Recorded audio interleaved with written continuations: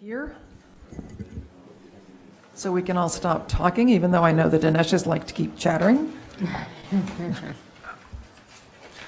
Okay. This is the fifth ZBA hearing on the comprehensive permit for 455 Harvard Street. My name is Kate Poverman. I am the chairman of this of this hearing. With me today are Christopher Hussey and Lark Palermo, and the Assistant Director of Planning, Polly Selko, and Karen Martin, a planner. These proceedings are being recorded, and so please, if you come up to the microphone, please talk clearly and state your name. There should not be any talking among yourselves during the hearing. If you need to talk with someone, please go outside or else you will be chastised. All right. As you probably know by now, this is a proposal to construct 17 residential units, rental units, including 4 affordable units and 1,700 squares approximately of retail space. At the last hearing, peer reviewers for traffic and parking gave their reports, and the applicant said they were in the process of revising the proposal's design to address some of the concerns that had been voiced. Tonight, the applicant's team will present the revised design plans, and we will go through some of their comments. Some peer review comments will be given on the traffic, but not the design review. And so before we begin, Ms. Selko has a couple of comments to make. Yeah, I'm Polly Selko, Assistant Director of Regulatory Planning. Just one correction, depending on how things go, the applicant's team is going to be presenting not only the design plans, but some traffic mitigation measures. And we have here tonight also Cliff Bomer, who is the peer reviewer for design, and he actually has some comments. He doesn't have written comments, but he would like to make some comments. And then we have Benny Hung from the traffic peer reviewer team, and they also have some comments. Keep in mind that they just got these plans yesterday, like we did, but they've been very quick to take a look at them. These won't be complete analysis, but at least they'll give us some indication of what they thought of the revised designs. And so that with that, Jeff Engler, if you want to come up.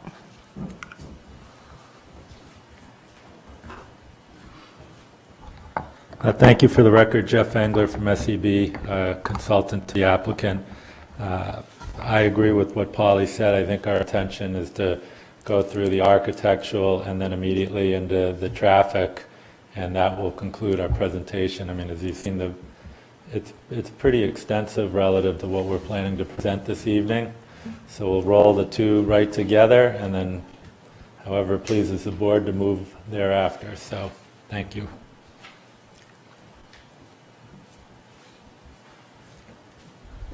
For the record, Peter Bartash with QQ Studio. We are the architect in the project. Tonight, we're going to just talk quickly about some of the updates that we have made to the design. We did have a meeting with some of the neighbors on Thorndike Street to discuss their concerns in more detail. We also had received some of the feedback from the peer reviewer and also from the board as well, and kind of factored all of that into the revised design that we're going to show tonight. I think ultimately the theme for the changes that we've made, we haven't made every single change that has been recommended to us, but what we focused on is making the changes that we feel are most impactful to the project and do the best job of delivering to some of those concerns that were presented to us. So we have some additional information to review. We're going to talk about the design changes and look at some revised plans, including a landscaping plan. We'll also look at some revised perspectives of the building and the updated shadow studies that reflect the new plans. So this is just some information about where the project is located, again, if we need to refer to it. And I have our previous presentation available as well if there are questions about comparisons that aren't made clear by this presentation. We did a little bit of a study about parking availability along Harvard Street, and anything you see in blue along Harvard Street is indicated as metered parking. We have keys that call out anywhere we have bus stops. There's some subway stations. There's actually one right across the street from the site. And then everything in green is shown as 2-hour parking. And again, this is just adding another layer of detail to that same study. So this is just looking a little bit more closely about the parking availability in the general area, and I think that's going to come into play later on as we get to that discussion. So looking at the design changes, this is a summary of the changes that we made, and I'm just going to read right down them and then roll into looking at some images that capture all of these. We've increased the setbacks along Thorndike Street. We've decreased the size of the roof decks by 40%. We've increased landscaping along Thorndike Street, relocated the garage entry to the northeast corner of the plan. We've introduced facade elements to improve pedestrian scale. We've adjusted the window proportions of the corner window facing the intersection of Harvard and Thorndike. We've added some canopies down along the retail storefront that are facing Thorndike Street, but keep a consistent language on both faces of the facade. We've relocated the heavy cornice from the top of the building to the top of the third floor. And we've refined the garage layout that would allow us to increase the setbacks along Thorndike Street. So this takes all of that information and starts to layer it onto the actual plan itself.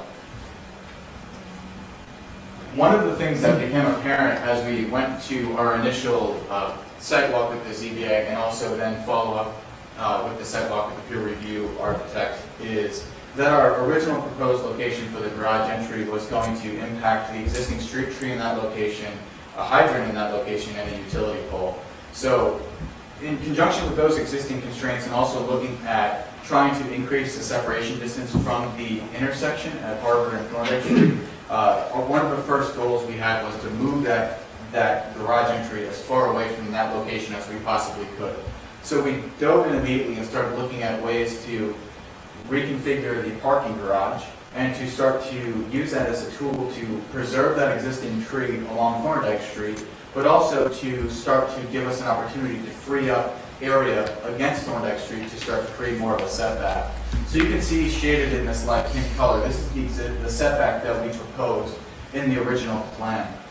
Now, the neighbors on Thorndike Street had asked us for as much of the setback as we could provide along Thorndike Street. And we had also seen those similar comments in the peer review response as well. And in looking at setbacks that we could create in this location, we also want to be mindful of the fact that we do have this retail component that sits at the front of the project that does sit at this intersection and that does want to be up against the edge of the sidewalk or as near as possible to the sidewalk in the areas where it does interact with the public realm. So with that in mind, and recognizing that the neighborhood really starts a little further up the street past the site, what we wanted to do is to concentrate a bulk of our setback in the area where it is closest to the neighborhood. And, you know, we looked at a couple different options and ways we might be able to accomplish this and decided that simply shaving an extra foot off the building across its entire length wasn't going to meet the intent of the comments we were hearing about creating additional setbacks on Thorndike Street. So on the right-hand side, what you can see is this area grows from 1.5 feet closer to the intersection to almost 9 feet by the time we get to the back edge of the site. And what that does is a few things. One, it increases the distance from the garage door to the edge of the sidewalk, which allows for more visual cue time for drivers who are exiting the garage to see people on the sidewalk. It gives us an opportunity for landscaping along that edge, and also starts to do some interesting things to the massing of the building. We've taken that line of the facade and carried it up the entire face of the building. So we've shaved some square footage off of those units. And by introducing this break in the building at that kind of midpoint, we're starting to break the faces of the building down into lengths that are closer to the relative lengths of other homes along Thorndike Street. So it's about starting to create a consistent face from a proportion standpoint in relation to some of the existing buildings that are further down the street. And we'll see that when we look at the perspectives, and I'll talk about that in a little more detail. But you'll notice that we've taken the entire garage and we've flipped it around completely to accommodate that new entry. We've been able to maintain the same parking capacity we had in the previous scheme.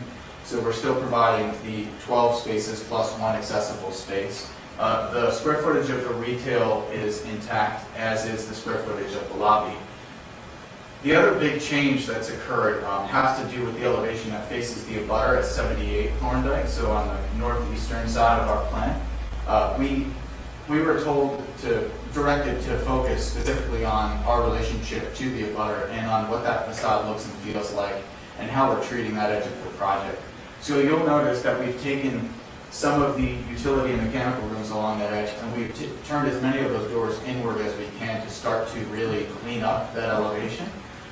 We've also done that as a way of being able to introduce landscaping along that edge of the building, in between our building and the abutter at 78 Thorndike Street. We've introduced a little bit more of a setback, and by a little I mean a foot, along 60% of the elevation that faces the abutter. We've left the existing stair in place because of its relationship with the garage. We weren't able to bump it back in. But we use that as a way to be able to transition materials on that edge as well. And I'll show you in a little bit what I mean by that. But it's starting to cue a little bit more of a design move that we decided to make on that edge.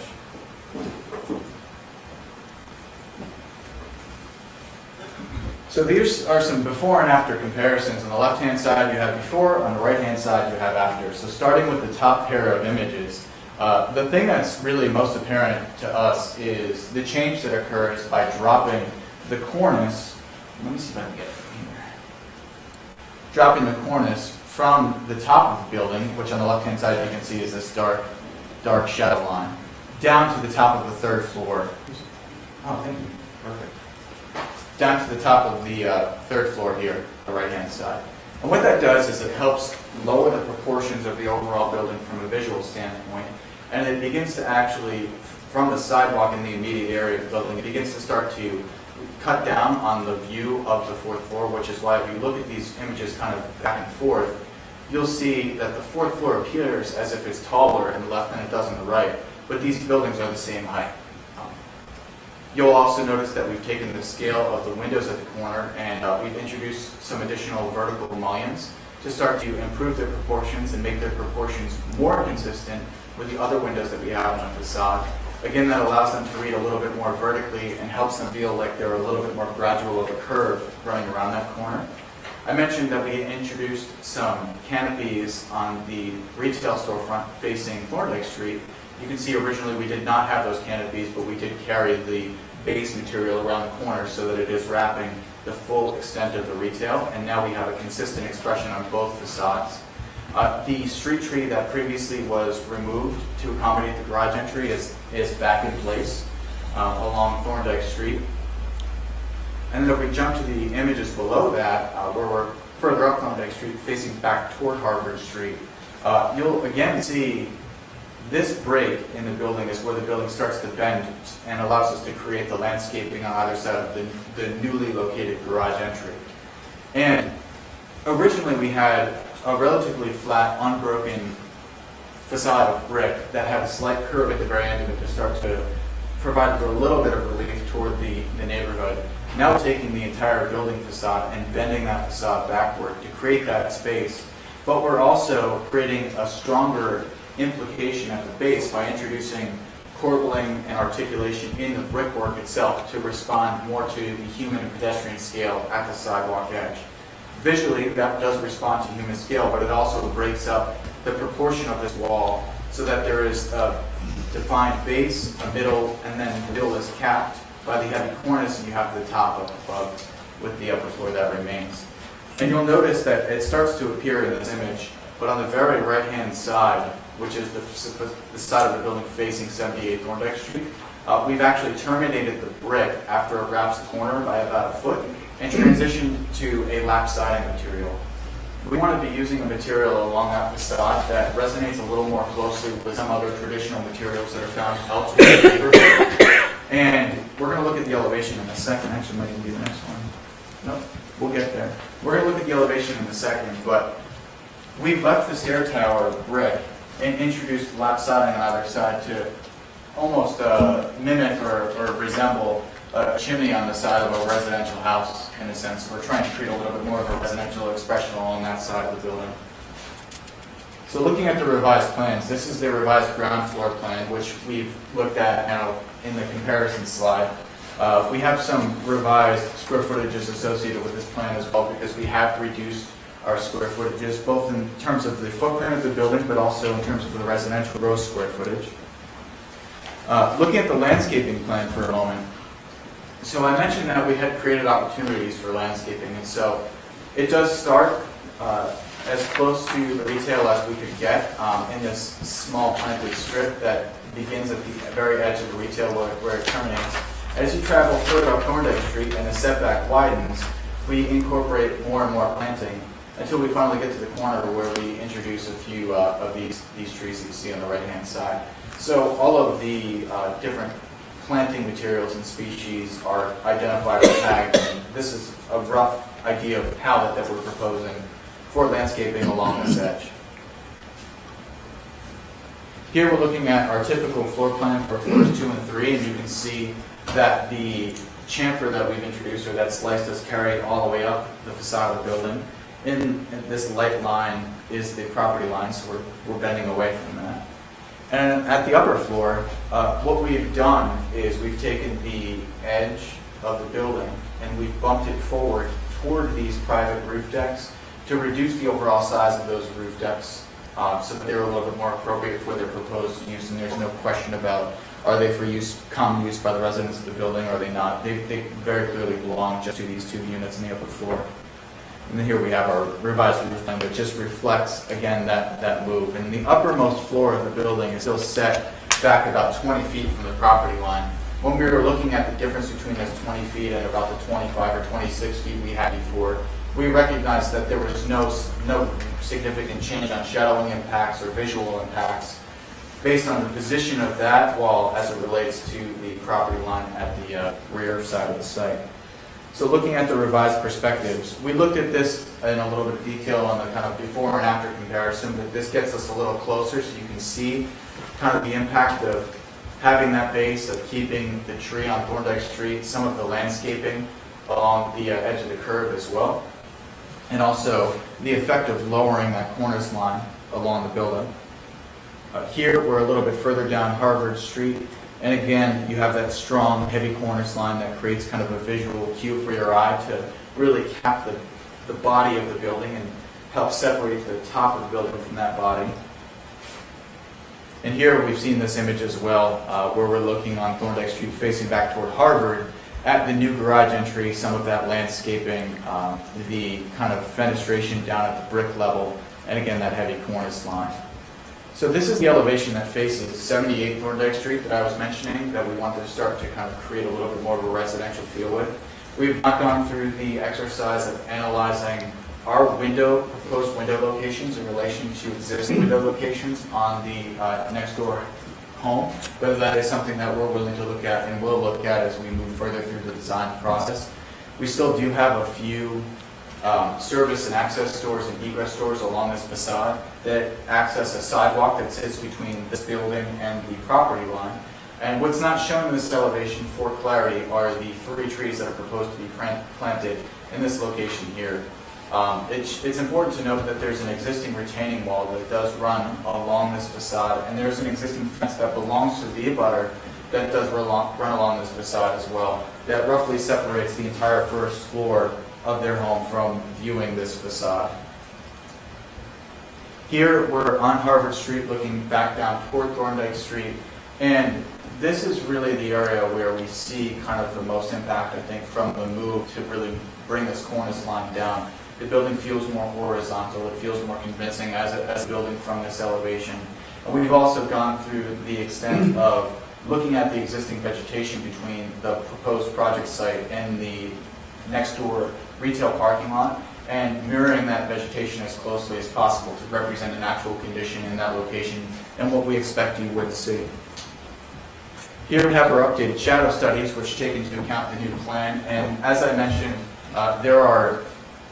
it was difficult for us to even notice any discernible changes between the previous shadow impacts and these proposed shadowing impacts. I'm going to flip through these. They start in March at almost 6 a.m. in the morning, and they end in December at just about 5 p.m. in the evening.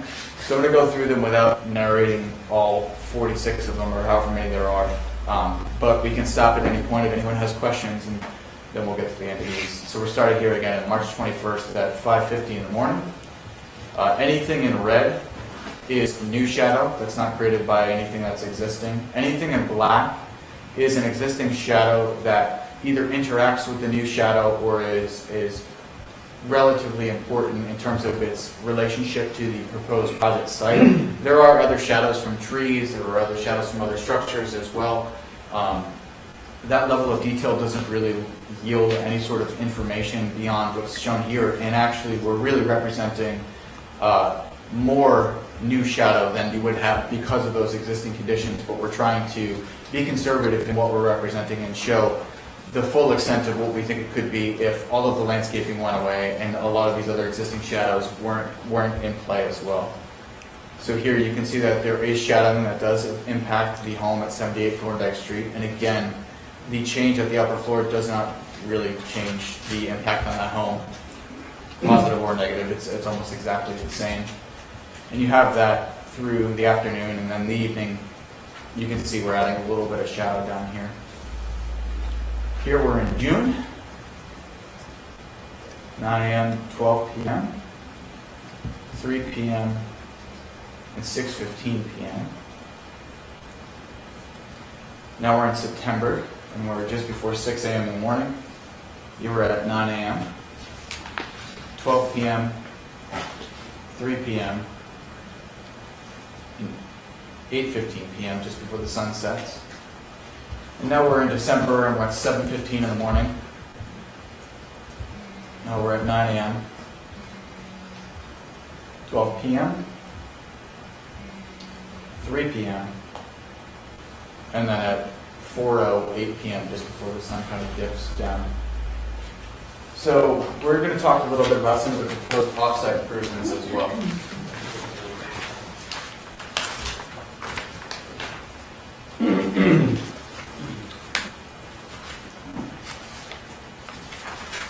Do you introduce yourself?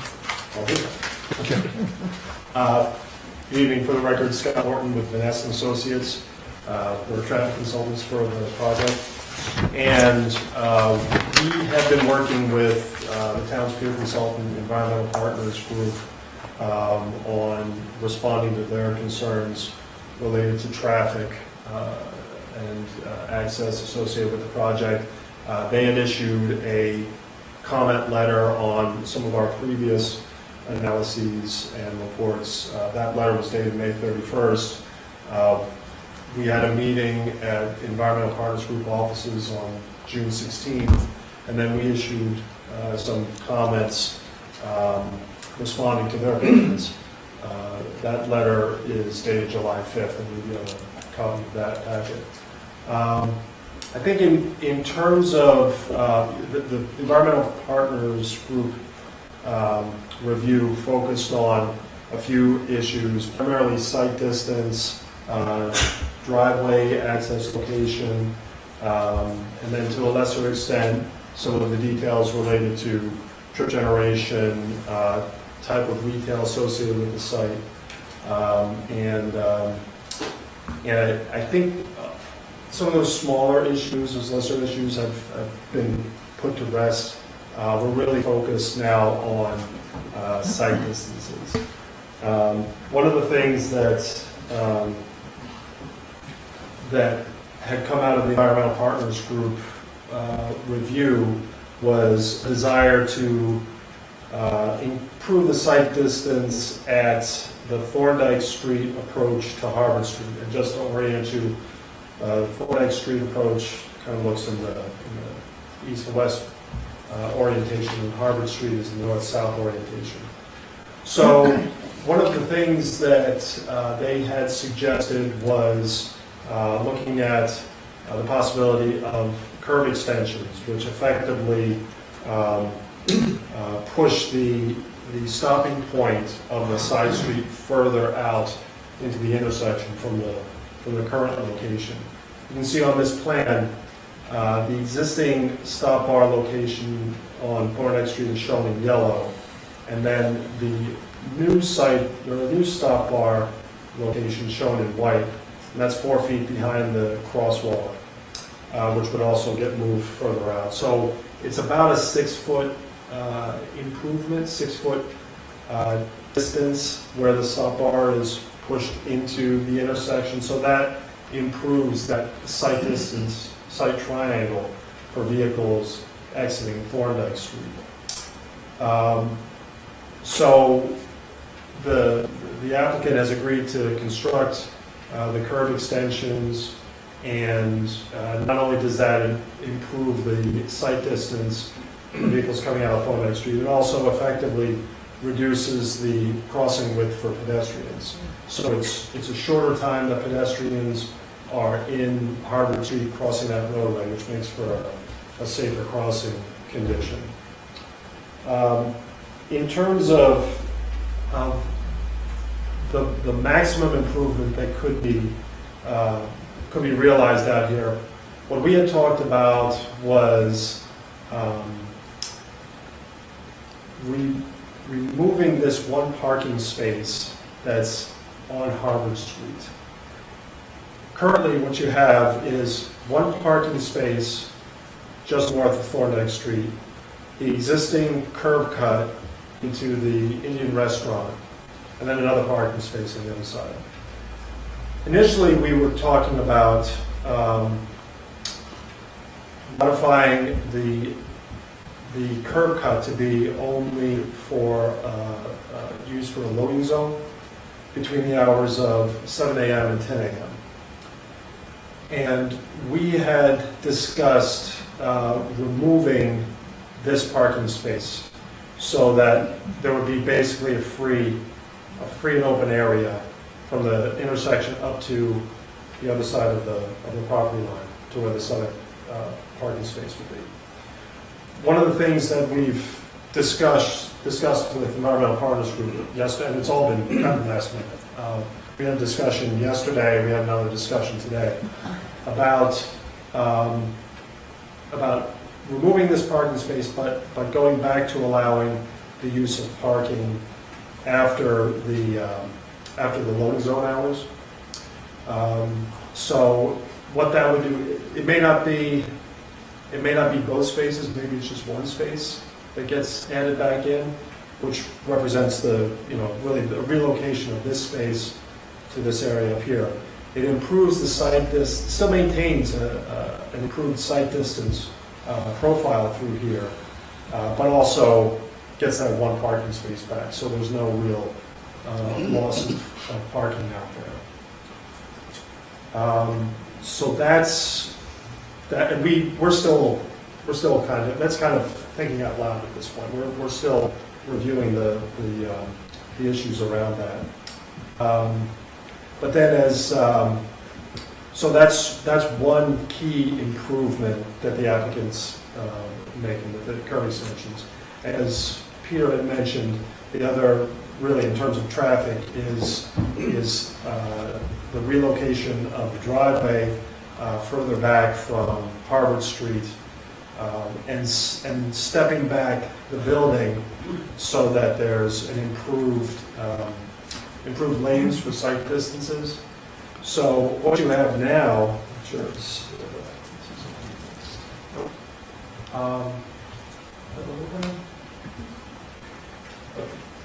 okay. So what that does is it allows a vehicle. You can kind of see it here. This is where the stop bar is for the vehicle coming out of the driveway. So the driver's eye would be right about at the edge of the building profile, the edge of the building overhang. So from that point out, looking down to Harvard Street, you have about 130 feet of sight distance, and there's nothing. Vegetation has been designed to be below the site profiles, so it's not to exceed 2 feet in this area. You have plenty of visibility for pedestrians and for motorists coming out of the driveway out of the garage to see pedestrians. And then in this direction, we actually, one of the things we have to look at is as Peter had mentioned, there's a fence and a retaining wall right in this area. So that somewhat obstructs sight distance, so you're probably looking at more like 80 to 90 feet in that area. But again, in terms of what's required, this exceeds, and by required, I mean what's required in terms of standard traffic industry guidelines. What you typically would have is a review of sight distance, which I think I presented earlier, where the vehicle enters the street. So that's right at the edge of travel lane, right at the curb line. And at that point, there's plenty of sight distance for motorists to see coming down Thorndike Street. Plenty of sight, 200 or so feet for motorists to see a vehicle coming out of the driveway. What this does, it's a much more conservative view of sight distance, so that pedestrians can see the vehicle before it even gets to the sidewalk. Motorists can see the vehicle before it gets to the sidewalk, and obviously they wouldn't be entering the street without stopping before entering the sidewalk. So those two changes are really significant in terms of the improvement of changes for the project. As I mentioned, we still have some clarification to do with Environmental Partners Group, and we expect to get that resolved in the next week or two. So I believe Q&A. Scott, I got a couple of questions, I guess. Sure. Go back to that. Where are the town, there are two town trees along here someplace, I think, or one anyway. I think there's one down here too. Yeah, I think there's one right in this area. Are those fully mature, they have low branches, or is it just the trunk that's I think it's just the trunk that's... basically, so that's not, Right. oh, okay. And what's the width of the door and driveway here now? That was 16 feet, is it the same, or is it wider? It's still at 16 feet. Okay. You see that as a problem? I think the town requirement is 20 feet, isn't it? Buildings. Yeah, I think in terms of the vehicle traffic going entering and exiting the site, we don't expect a lot of volume. So it's really we don't expect any conflicts between entering and exiting the vehicle. And just to answer to that point as well, now that we've reconfigured the garage, we're at a point where we can look at trying to widen that door as well. Okay. Because I think there is an opportunity to pick up a couple more feet there. Okay. And if I may, I don't mean to interrupt, I apologize. This is an iterative process, I would suggest we've done a lot, but we just have the benefit tonight of some of the subsequent traffic engineer comments. So we would hope that those get kind of memorialized in a official letter that gets submitted to the town, and then we'll address those. So it's kind of a narrowing of the issues. The previous letter had a lot. Yeah. What I saw tonight is fewer. Hopefully, eventually, it goes to none. And we would expect the same eventually from Mr. Bomer, who, in fairness to him, is just seeing the plans. Hopefully, we'll resubmit something in writing to which we could respond to. But one of those comments or concerns that we did see was the width of the driveway entrance. Okay. Now, I know this is still a work in progress, but I just wanted to, the other thing I had a question about is the loading, so-called loading area. I mean, how much, so what are the times now for that loading area that is to be used? Yeah, that would be 7 a.m. to 10 a.m. 7 to 10, okay. How much loading can there possibly be for this? I mean, this is basically for the retail space, isn't it? Yeah, I think it's probably 1 to 2 deliveries a day. At the most, Yeah. if that. I would say the loading zone will be used very infrequently, but the town historically on the other 40B projects have really banged the drum about a loading zone, which is why we've included it in this project. But in reality, it will be used very infrequently as a loading zone. Okay, yeah, that's what I would expect. Okay, Scott, thanks. Sure. Lark, did you have any questions right now? No. Actually, I have a point that Mr. Hussey and I were whispering, Scott, before you disappear. The landscape plan shows plantings right where the driveway is, so isn't that going to affect visibility? No, Why not? because they're selected to max out at 2 feet. Okay.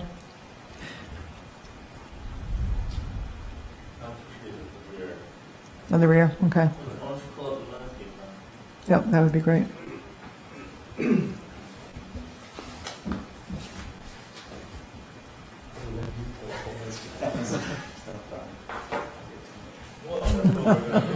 Yeah, where's that one going? That's the next 40B? It's 82 Thorndike Street. That'll be a fun discussion. Wow. Yeah, that's fine. I have no problem with that. Yeah, so what we were what Scott was describing is, so these plantings along the side there are no more than 2 feet, as are these plantings as well. And we do have 3 trees that are more than 2 feet tall, and they are at the rear of the project, outside of the site plan, for screening purposes along that facade. Pete, while you're on this plan, it looks like all of these doors now feed out into this walkway, which feeds onto Harvard Street. They don't feed onto Thorndike Street, is that right? That's correct. Okay, thank you.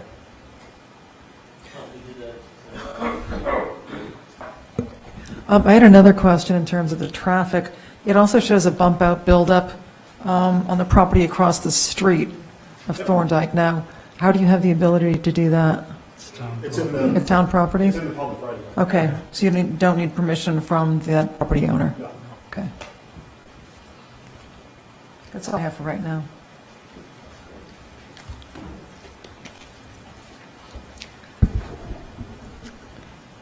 So as the board pleases, would you like to hear some preliminary comments from Cliff Bomer, who is the design review peer reviewer, and then Benny Hung? Yeah, who that is- would be great. And I do want to say to everybody, having gotten the materials so late on both sides, it's really hard for us to make in-depth comments on everything, and that is not the way the board likes to proceed. So we reserve the right to make further additional comments on everything at a later date. Half guilty. I will say all the traffic stuff we submitted July 5th, so that wasn't submitted just recently. Admittedly, the architectural was just submitted because we've been working on it, but I don't know, not that it matters, but we did submit the full response to traffic and this plan over a week ago.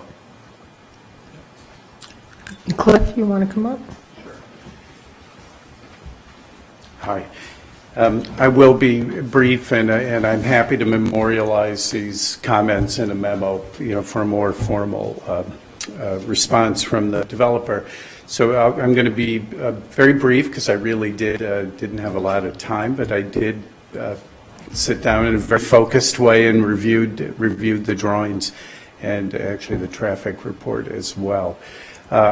Overall, I think the project has, while not responding to all of the comments that have been made in hearing, the project, in my opinion, is moving in the right direction. And I would put a second half onto that, which is that while not every recommendation was followed, I think that the choice, the prioritization of how to address the issues was thoughtful, and I think it was moving in the right direction. So the comments I have are, I'll make a few overall.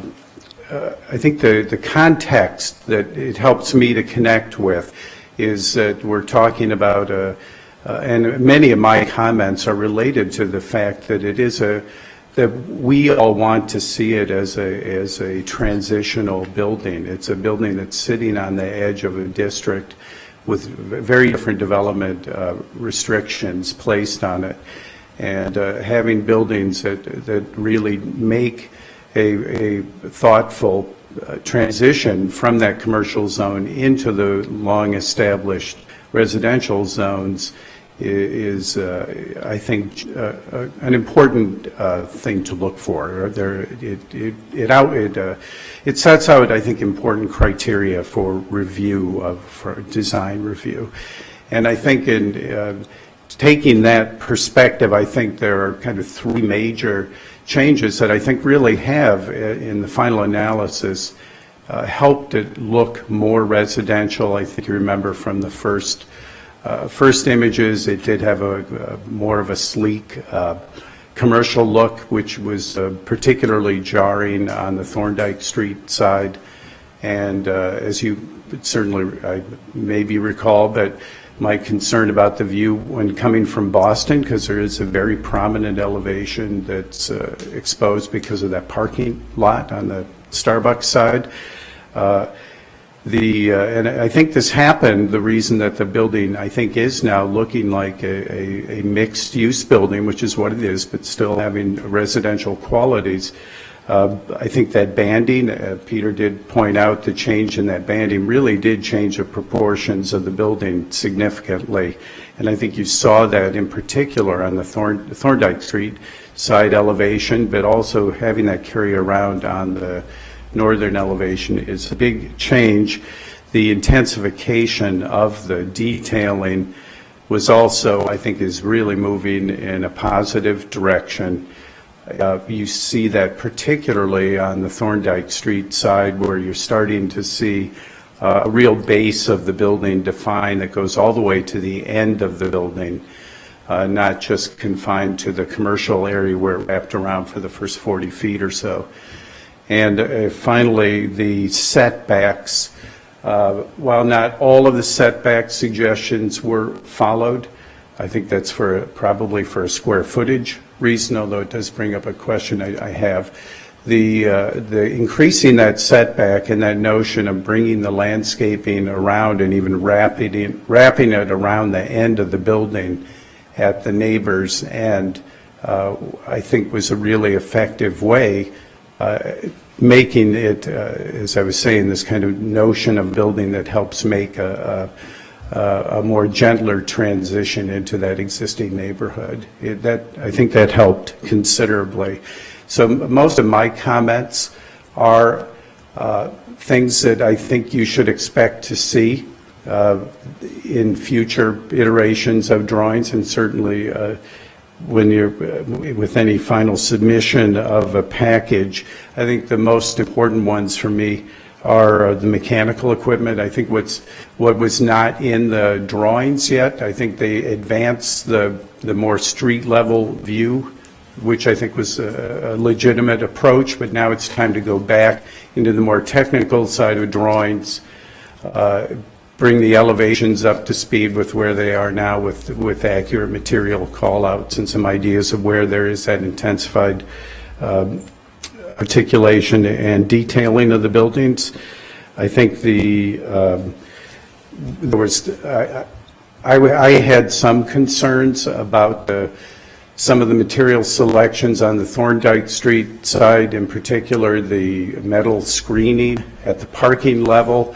I think that's a really important place where it has to both look well, and we have to make sure that the issues about potential noise impact from the mechanized parking structures is something that's been thought about and discussed. The window locations, actually Peter did bring this up, that I think the revised elevations for the benefit of the Thorndike Street neighbor are really good, bringing that brick down into it, breaking it up into three pieces and wrapping that planting around. I do think it is worth pushing that a little bit further and looking at those window locations and how they relate to the neighbor's house location, so they're not looking directly across at each other.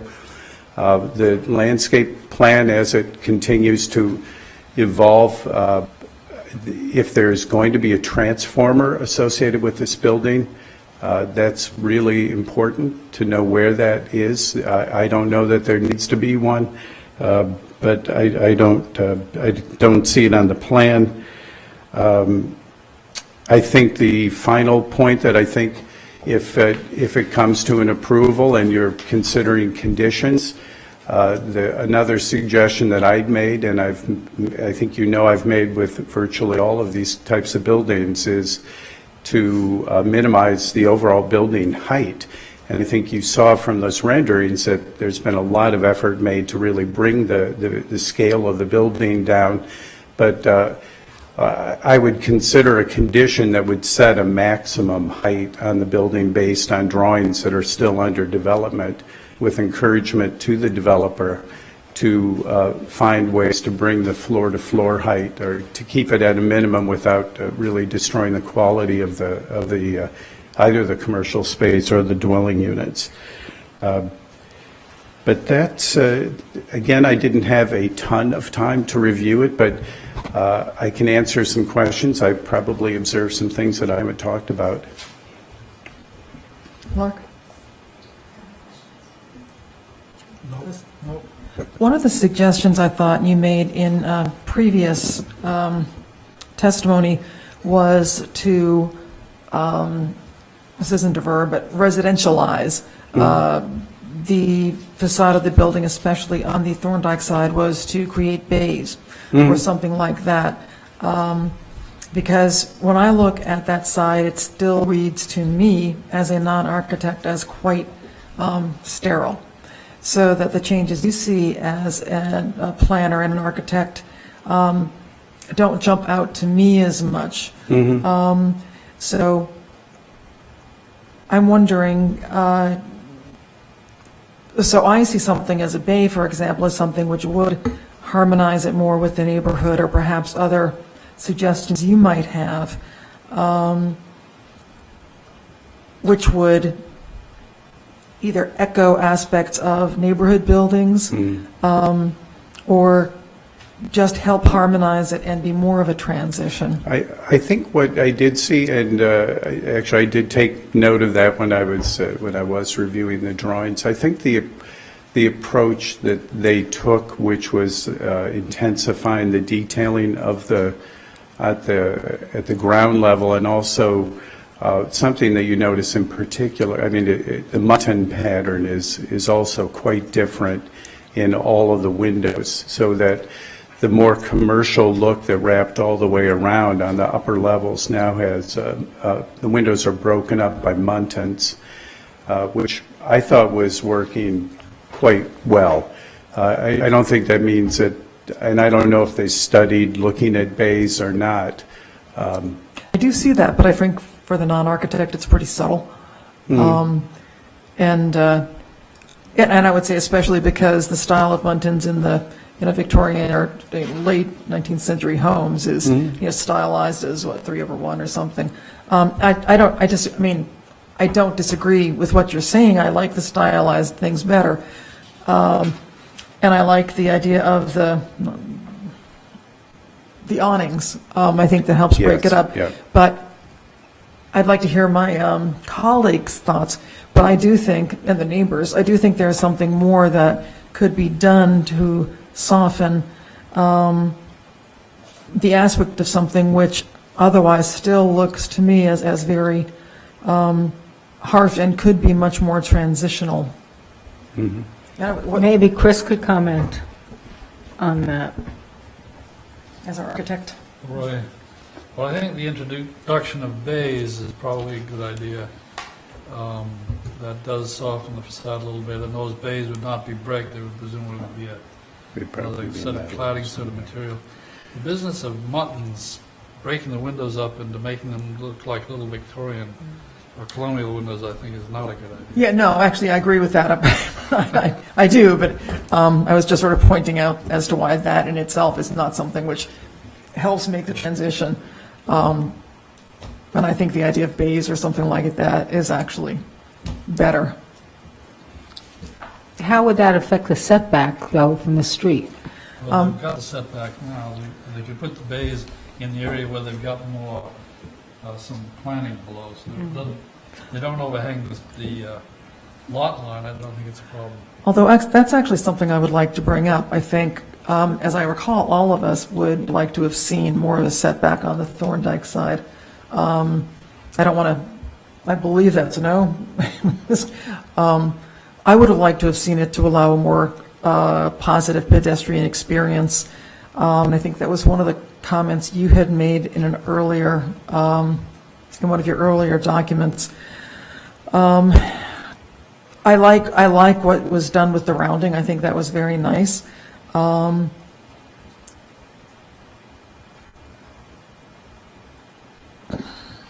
But I don't know. What do you think about the setback, Lark? Well, my opinion is similar to Cliff Bomer's. I think they are absolutely going in the right direction, and creating that angle on Thorndike, which is where they've created the setback. I think you'd find the impact of that angle helpful if you could see it at scale in person as a way of differentiating the residential part of the building from the commercial part of the building. There's a lot of other ways that could be done other than bays with materials. I agree with the notion of using the different bricks. I would prefer a little more of a setback. I just personally would like to see a little bit more green, but that's something I think that every project could use, and I think they still have, a little ways to go to improve this. So that's where I come down on this. Well, part of what I have gets into the traffic too, because I think when you go down, and I've been around that area again, and thinking about it, without the bump out, it is a very dangerous corner. And one of the ways of improving visibility is to move the building back, push it in on the Thorndike side.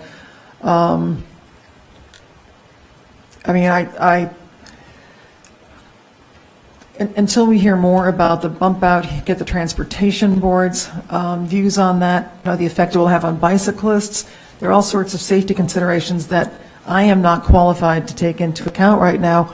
But one of the only ways, as I see it, to, without a significant bump out, to make that intersection safer with that building, cutting off such a large portion of visibility, is to push the Thorndike side back.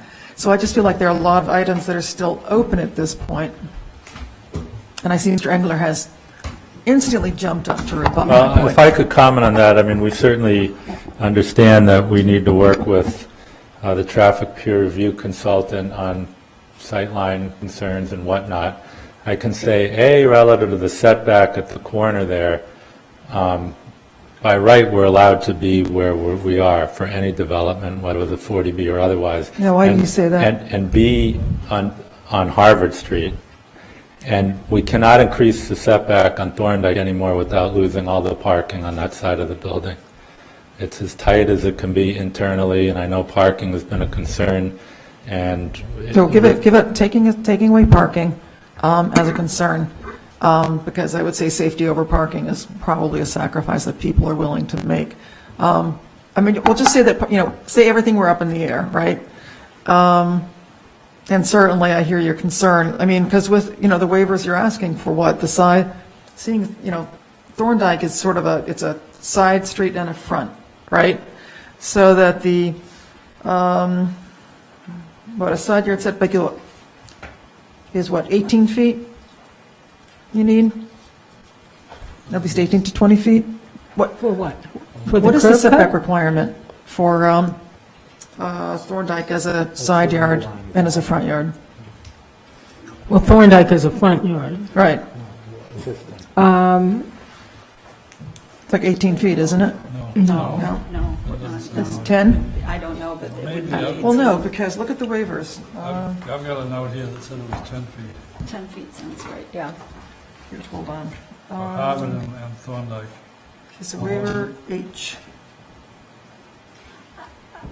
I'm a little surprised, that's a commercial area, isn't it? Commercial zone. Yes. Thorndike? Okay, Well, waiver from our building is 18-foot commercial minimum zone. side yard. The corner lot will be shared with 78 Thorndike. But I think one of the things, Anyway, the sight lines that have been addressed and that were presented earlier. Well, that's only if we have the bump out, right? Yes. But I think, I still want to get information about the safety of the bump out, and cars, I still have concerns about the navigation going around the corners. Thank you. The red button. Right. So, so I was when I was driving down Harvard Street and turning down around Thorndike, I was trying to imagine doing it with a bump out, and it's a tough corner. And again, the other way, it would be a tough corner, and it's partly visibility, but it's partly steering the darn car, which is why I would like to get more information. Well, I think it'll be very important. I would also make the point, and Polly, I apologize. Under 40B, we're not required to solve existing conditions. No, We just can't make them any work. That's worse. exactly right. And Any what I'm worse. saying is your building is making it worse How is it making it because it's worse? obstructing the view. But I'm saying under existing zoning, we could build right on Harvard Street. Well, but you couldn't build it as far up. You'd have to build it. You could Yes. not build it. You could not Yeah. build it as close to on Thorndike Street. It would have to be. It would have to be further back on Thorndike. But relative to sightline, you're talking about the distance on Harvard Street, and you're looking down Harvard Street that way. Not My also my only talking. point is, Wait, Jeff, you interrupted me. I Oh, interrupted fair you. enough. So, but driving down Thorndike, turning onto Harvard, if the building were pushed back, you would have a better sight line getting onto Harvard. well, just to manage your expectations, that's not going to happen. So we're going to work closely with Benny and Mr. Fitzgerald as we go forward and see if they have additional suggestions. And I don't for 1 second dispute that the importance of safety and sightline visibility. However, as you know, that condition exists now, and we cannot make it any worse. So we will endeavor to do that. No, And also the setback to Thorndike Street, we'll look at that, but I can tell you, relative to what we did and what we've since done, once again, managing expectations, I don't see that changing much. Well, I think what will be very helpful to the board is a recommendation from the Transportation Board. Yes. And I think it's up to the applicant now to talk with Todd Corain and try to get on that agenda. As you know, we discussed with you going in June, and you felt that was too early, but it sounds like now you have all the information to go ahead and do that as quickly as possible. So I think that information will be very helpful to the board. I also have a question which relates to what I asked previously about whether the setback on Thorndike might be a little bit greater. And the question is about the parking. And currently, this project provides for 11 regular spaces, 1 accessible. 12 regular and 1 accessible. 12 regular and 1 accessible. And are all of them in a stacking system? So 11 of them are in a stacking system. And 1 is not, and 1 is accessible? That's correct. So Okay. looking at the plan here, you'll notice that there are a group of 3 bays that are the semi-automatic lift system here, immediately inside the garage door. There is a standard space that's just right on the slab at the back of the garage. You have your accessible space also just on the parking slab across the garage here, and then 2 other stacks of cars in this location. And can you tell me why, and I recognize zoning requires more parking than you're providing, but why have you decided that's the right number for parking? Is it, and again, I also would love to hear from the neighborhood as to whether this is important to them, that there be so much parking. I mean, I say so much, but you've got a 17-unit building, you've got 12 spaces, that's a lot in a way to me. So we have provided as much parking as we could provide within the footprint of this plan for the purposes of attempting to meet or come as close as we could to meeting the underlying requirement. Okay. for the site. Well, again, I'd find it helpful just to hear from the neighborhood if it's important to them that they maximize parking on site. It may be, and then again, it may not be, so. Be good to know, because what you could get in a trade-off as a neighborhood would be a better setback and less concern about the noise caused by the stacking system. I was going to suggest that, you now might be the time to hear from the neighborhood, and I know Benny Hung is here from the peer reviewer, but you have his written comments, and it sounds like a lot of those issues have been discussed. I would still like to hear from Benny. Okay, though. so Why Benny, you throw want to in come up? expert? Could I ask one question, because it is parking related, that I didn't see in the new documents? I know you lost some square footage. Did the unit mix change at all, or is it still the same mix of ones and twos? The mix is consistent. Mix is same, okay. So Benny, maybe you could come up. This is the site distance plan that we sent to us this morning. So you just kind of walk in and base it out. Thank you.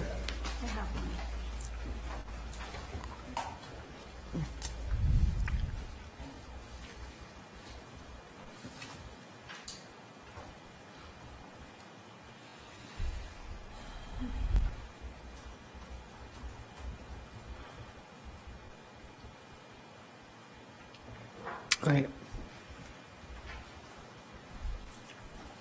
And my name is Benny Hung. I'm from Environmental Partners Group, and we are the charter peer review consultant for this project. And we reviewed the report from VAI submitted on July 5th, dated July 5th. And the majority of the comment they adjust, and there's a few things that we kind of see it, so we just kind of want to bring it up on that one. So a lot of things kind of Scott already mentioned it as well too. So some is for the site distance, and then as the figure I showed to you on that one, the site distance coming from Harvard Street and Thorndike Street there. The way they measured it, 160 feet, is kind of from the proposed stop line, which is from the existing, the new bump out, which is improved the existing condition as well too, from what they have existing right now, because they push the stop line further out, so which have a little better site distance, looking at Harvard Street from Thorndike. And then the way they measure is from the stop line to the corner of the loading zone, which they are assuming that would be the loadings will be occupied, and then they got 160 feet, and for the required stopping site distance will be 173 feet, based on the 85th percentile speed limits they define is, so which is about 13 feet less than what they require for minimum.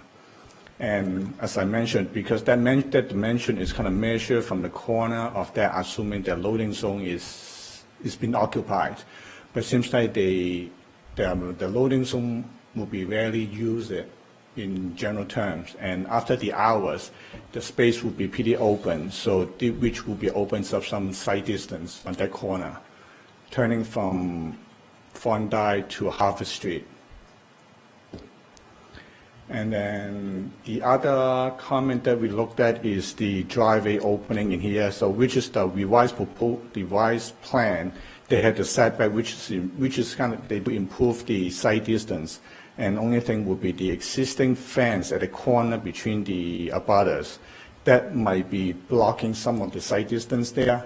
So you will be clarified if they can shorten the fence a little bit so they can have a better site distance. Looking at the Thorndike Street, that would be recommended as well.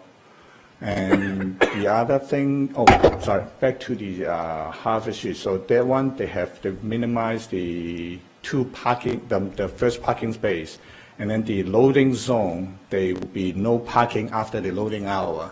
So if the town would like to replace that, so if they can do one space or to replace that one blue space would not be a bad idea as well too, to replace that parking space. And then the other thing that we looked at is compared to the site plan is the driveway opening, that is the width of that.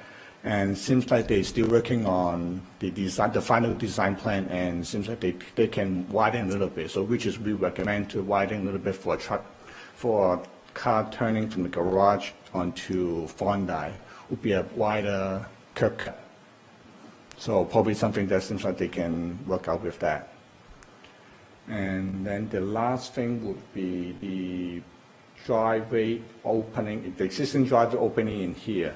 So what they propose would be closing up to put any curbing, which is kind of what is not shown in here. So maybe that would be adjusted at the next stage, I would say. And this is kind of what we find for the comments that we have as far as the review. Lark, do you have any questions? No. Chris? No. Okay, can we keep this? Yeah. Okay, thank you very much. You want to hear from the public now? Yeah, we can, that would be great. If anyone from the public would like to come up and speak, you may do so now.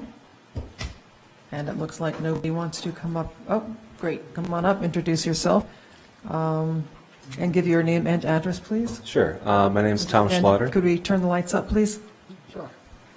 I'm Hold on one second. Tom Schlatter, Schlatter. I'm a resident of Thorndike Street at 121 Thorndike. I appreciate the kind of responsiveness so far with the plan, and I agree with the others that it's headed in the right direction. I do think there's more to be done. I haven't had a lot of time to review the revised plans either. I did have a couple of questions about the things we saw this evening. For instance, the setback that's shown in the plan so far, how does that compare to the neighbor's setback? Is that something that you have available, or is that something we should follow up on? Peter? Sure. So this slide actually does a relatively decent job of demonstrating where we sit in relation to the neighbor's setback, and we don't have an exact to-the-inch measurement of where their house sits in relation to their property line, because we can't verify that information. But what we do have is the ability to analyze using the aerials, kind of where we fall in relation to where they sit. Right here you can see the front edge of the existing porch that bumps out on the first floor of that home, and we are really kind of almost within that same plane. We're a little bit closer to Thorndike Street than that plane, but we've attempted to try to get as close to that line as we possibly could. And then the actual main body of the house is about 6 or 7 feet back behind that goes all the way up from there. So we're within the same general relationship of front yard to street from a ground plane perspective, but the bulk of the mass of that building is set back a little further than we're proposing from Thorndike Street. Okay, thank you. Let's see, the roof deck change that you mentioned, I wasn't clear, is that reducing the step back of the top floor as well, increasing the square footage there, or not? Peter, if you could respond to that as well. Okay. Yeah, so effectively, Can we see the plan? yeah, I'll bring it Yeah. down to talk about it. Might as well stay up there, I think, I think so. for a bit. It's okay. I think this is the end of the questions I have related to the plan, the rest is just commentary. Sure, so we've done two things with the upper floor. The original proposal had the outer wall of the upper floor in this location where I've got the laser pointer coming across the screen. So what we've done is we've added additional residential square footage at the upper floor and moved the exterior wall closer to the end of the building, which reduced the square footage of the decks and added some square footage back to these units. Okay, all right, that's what I thought. I wasn't 100% clear from the way it was presented. I'll say something that I've said before, which is that this is a very tall building for the neighborhood. It's taller than the zoning permits. It's taller than all its neighbors, and anything that's comparable has a peaked roof and not a flat roof. So it's considerable massing for having the fourth story on there at all. and that by extending that out, you continue to increase the massing of that. I seem to remember on one of the previous meetings that the approach coming from Boston, there was some discussion of a phantom tree in there, whether that was I actually was there or incorrect, not. actually. I think that the phantom tree still exists in the. No, sure. We took very seriously those comments, and we submitted, as a matter of public record, I don't know if they're posted, pictures of the existing condition and all the vegetation that exists off of our property that will not be touched, obviously, because it's not our property. So based on my understanding, I don't even think this picture does us justice relative to how much vegetation is existing on the Starbucks property. But anyway, I think we feel like this is an accurate representation of what it will look like. Okay.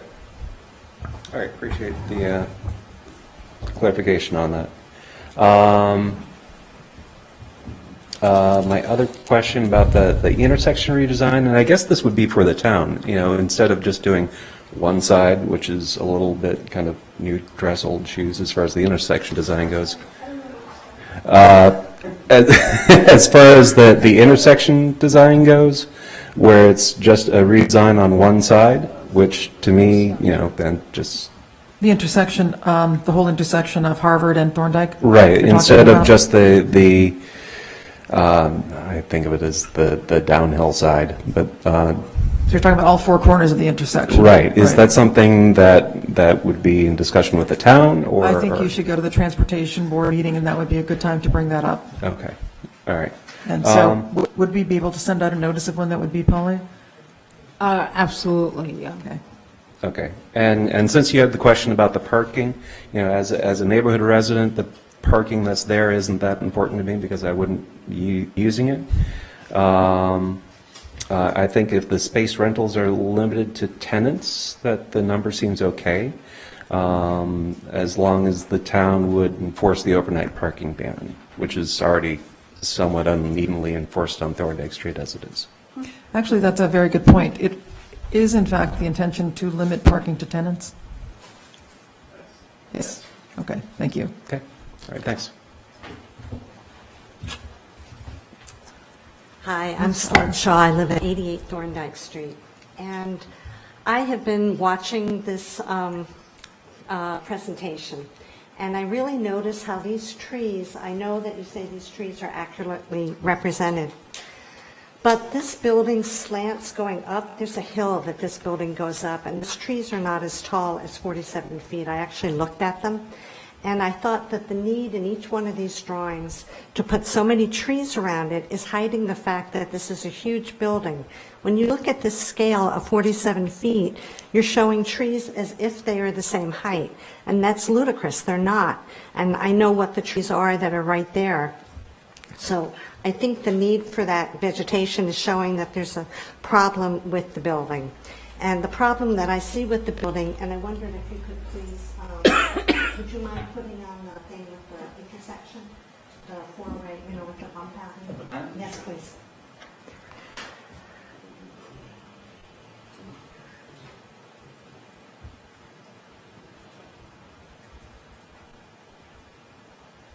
So while you're looking at that building and you're seeing the bump out, you're seeing that tiny little 6-foot notice between that edge of that building and the house right next door. It doesn't seem like the 1 foot has done anything for 82 Thorndike Street, and I think that's a big problem.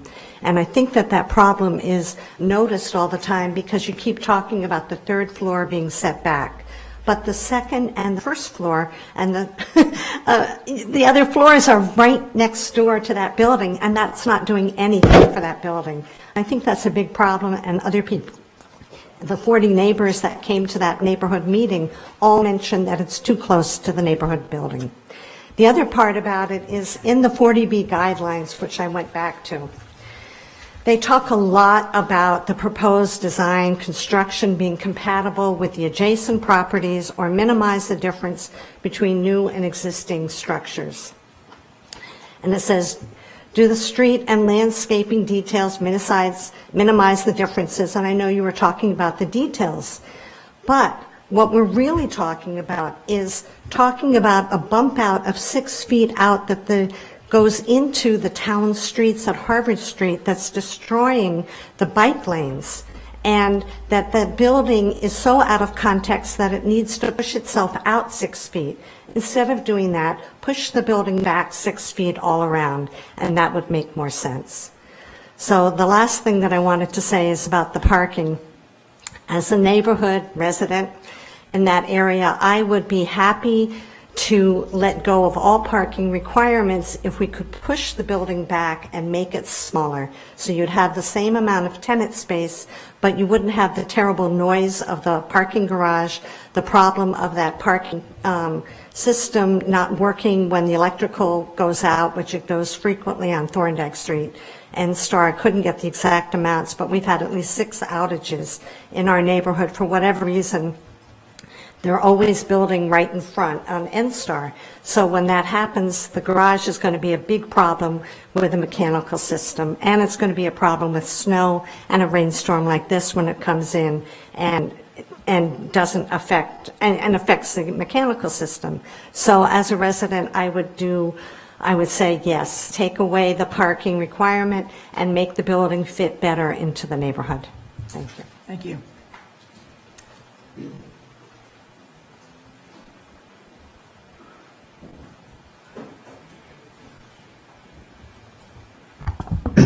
Hi, my name is Fred Pinches, Fredpinches. Our old family home is at 106 Thorndike Street, less than 500 feet from the proposed building. 2 distinct topics here.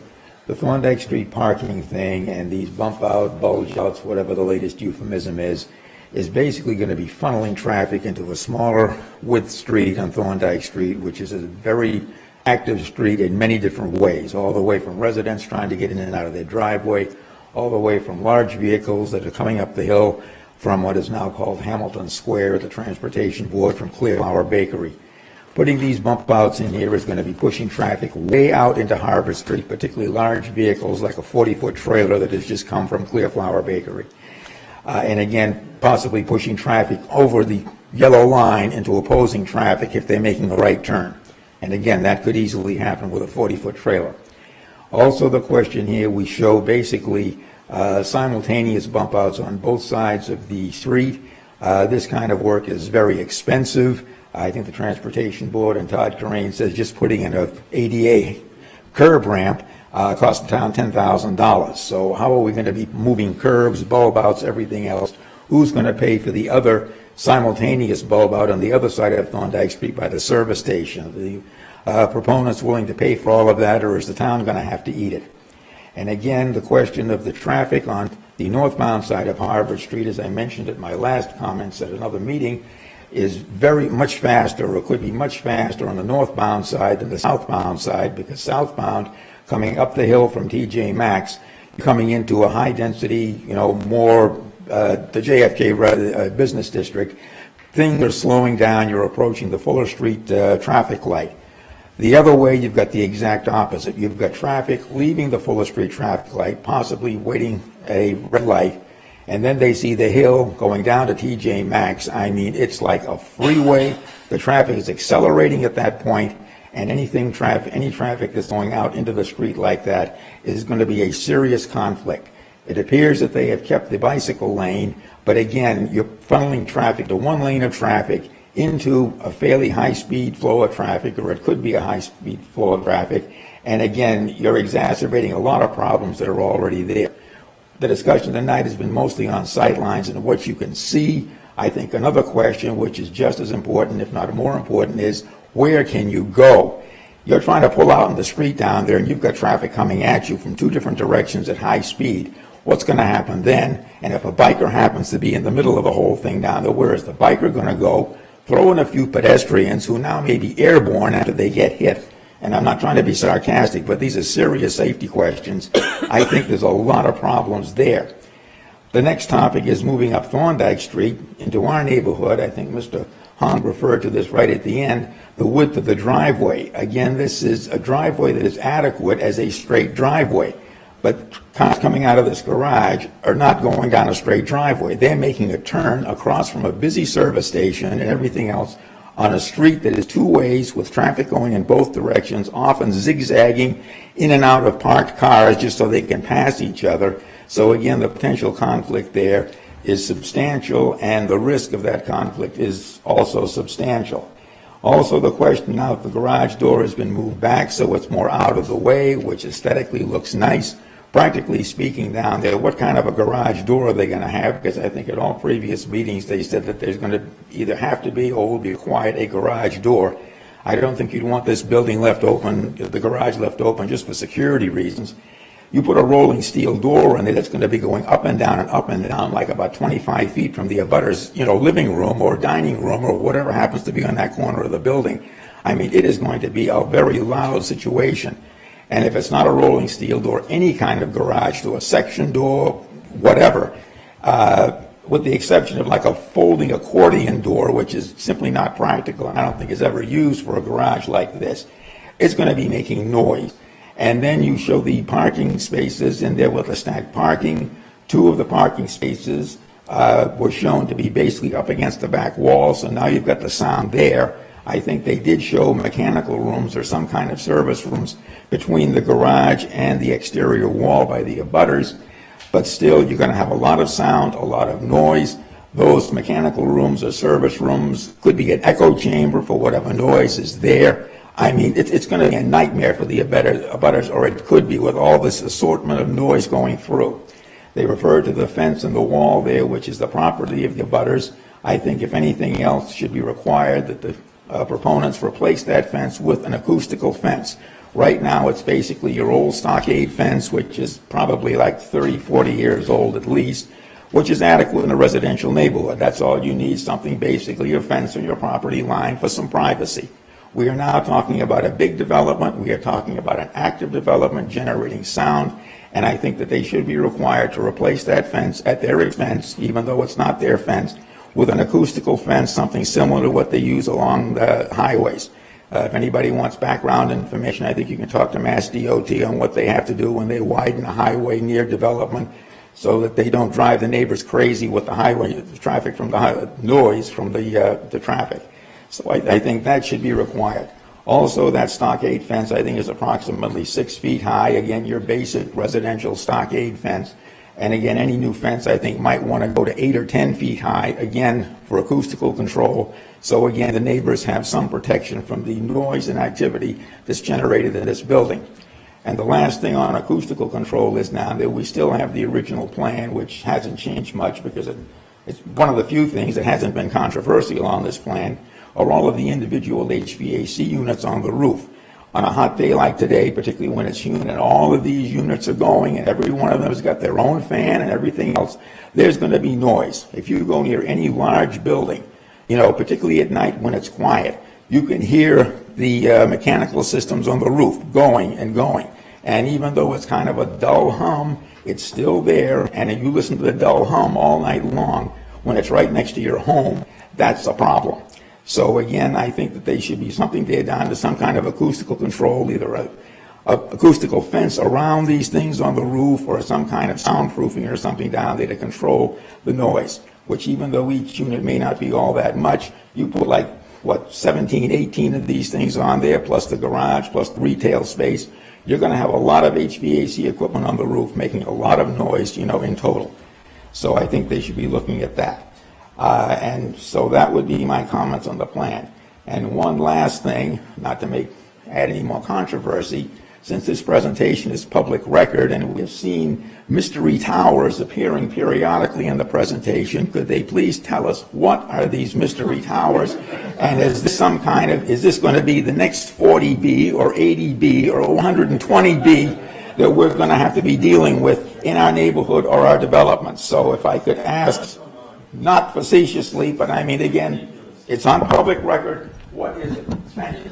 If I could comment, I'll take the last first. It's the architect's screensaver.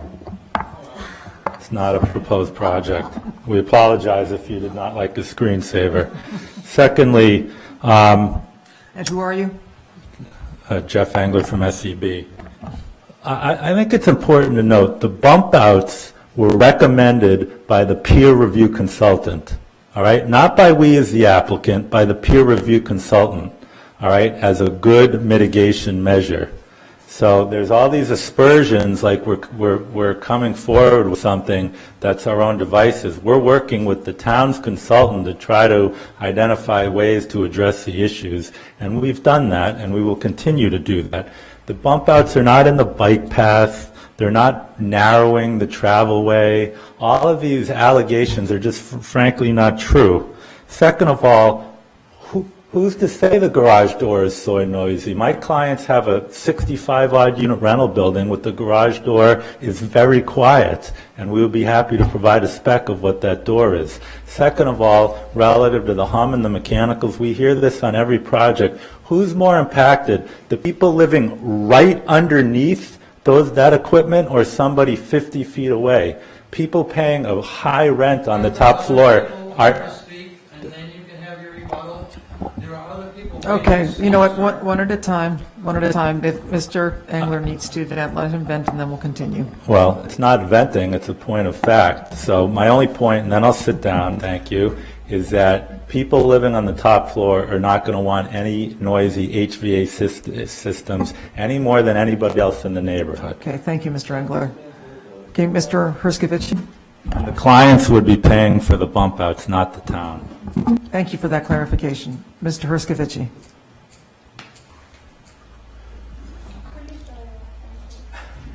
Yes. Hi, I'm Steve Herskovich, Herscovici, and I live at 87 Thorndike Street, basically right across the street and one house over. I don't know where I am relative to the abutter or the abutter to the abutter. I think I just ruined the microphone. And first, I do want to say I was one of the neighbors who met with the developers and their representatives. I do not see the other two neighbors who met with them. Speaking for myself, but I don't think I'm mischaracterizing the way that the other two neighbors feel. We appreciate your meeting with us, so thank you. And also, I also only was able to look very quickly last night at the plans, but I do appreciate the additional bump out. I don't remember the exact dimensions, but I think we were hoping that not the bump out, I apologize. We've got bump outs on the mind. The setback, thank you. I think we were hoping for more of a setback on Thorndike Street, but I think at least, I think we're glad that we were heard. And I hope there's more progress that can be made on that. One area where we were disappointed was the distance between the immediate abutter, which is, I believe, is it 78 Thorndike? 78 Thorndike, and the edge of the building.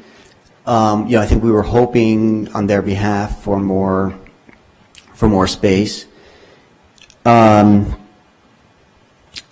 also, maybe I didn't notice this before, but there are a number of doors that face outward from the mechanical rooms rather than inward to the garage. I don't know if those are modes of egress or if there's something else, but I'm wondering if the walkways from those doors go toward Thorndike Street, I think I heard. I'm sorry, toward Starbucks and then to Harvard is what I think I heard. But I do wonder if there'll be a lot of in and out of those doors and how that would affect the immediate abutters as well. And so that's something that I'd like to hear about, and I hope it's something that you would take into consideration. I have a question. The loading zone. The loading zone, I think, was clarified today that the anticipated time of loading zone would be 7 a.m. to 10 a.m. And I think a comment was made that that loading zone would be largely not used when it's not being used as a loading zone. Is it proposed to be a parking spaces from 10 a.m. till whenever the overnight parking ban goes in effect, or is there some other use anticipated for it? Or is it expected just to be a no parking? Just no parking. No parking. This is what we're looking at now. This is what we did for no parking after 7 a.m. to 10 a.m. After that, we no parking. So no parking from 10 a.m. till, No, 7 a.m. to 10 a.m. no parking. The rest of the day is regular parking. so there'll just be a few parking spots from 10 a.m. on? Okay, thank you. And then I guess the other issue that came up today was parking, the parking garage and the number of spaces. This is not something that we talked about, that I've at least talked about with the other neighbors. Well, I want to qualify. Every comment that I'm making is my own. I haven't talked with any of the other neighbors, and I don't claim to represent their views on the new plan. But one question that was asked about the parking garage and the number of spaces, I think I'm in general agreement with the other people who spoke that safety is a much bigger concern, and given how tight parking is in the neighborhood anyway, I'm not, I don't envision that parking would be too much worse in the neighborhood, and I'll give up the parking for the safety. Again, as somebody else mentioned, so long as the overnight parking ban is enforced, consistently. And I think those were the main concerns that I had about the prior plans and how they, how they're reflected in the new plan. So I'll stop there. But I do again want to say that we do appreciate that they did speak with the with at least some group of the neighbors a little while back. I have a question for you. You indicated that as a resident of the area, you do not feel the need for them to be providing the number of spaces they plan to provide in the project, which right now is 12. And the reason was you take safety over parking. I was asking the question because the developer's representative had said that what is preventing them, and the architect, from reducing or increasing the setback is they will have to reduce the number of parking spaces. So it's a trade-off, and I was trying to understand how the neighborhood felt about that trade-off. If there were a possibility that they could set the building back a little bit more from Thorndike Street, and two or three or four parking spaces might not be made available. Is that something that concerns you? Thank you. I view the setback and the safety together. And, okay. When I first, my first comment was that, we appreciate the increased setback on Thorndike. We were hoping for more, and if getting additional setback and making it look more like a residential neighborhood as you're coming down Thorndike, it means that the trade-off is less parking, at least as a resident who's not going to, who has no other interest in the building, that's a trade-off that at least I would certainly be willing to consider. Thank you. Thank you. Mr. Rosen?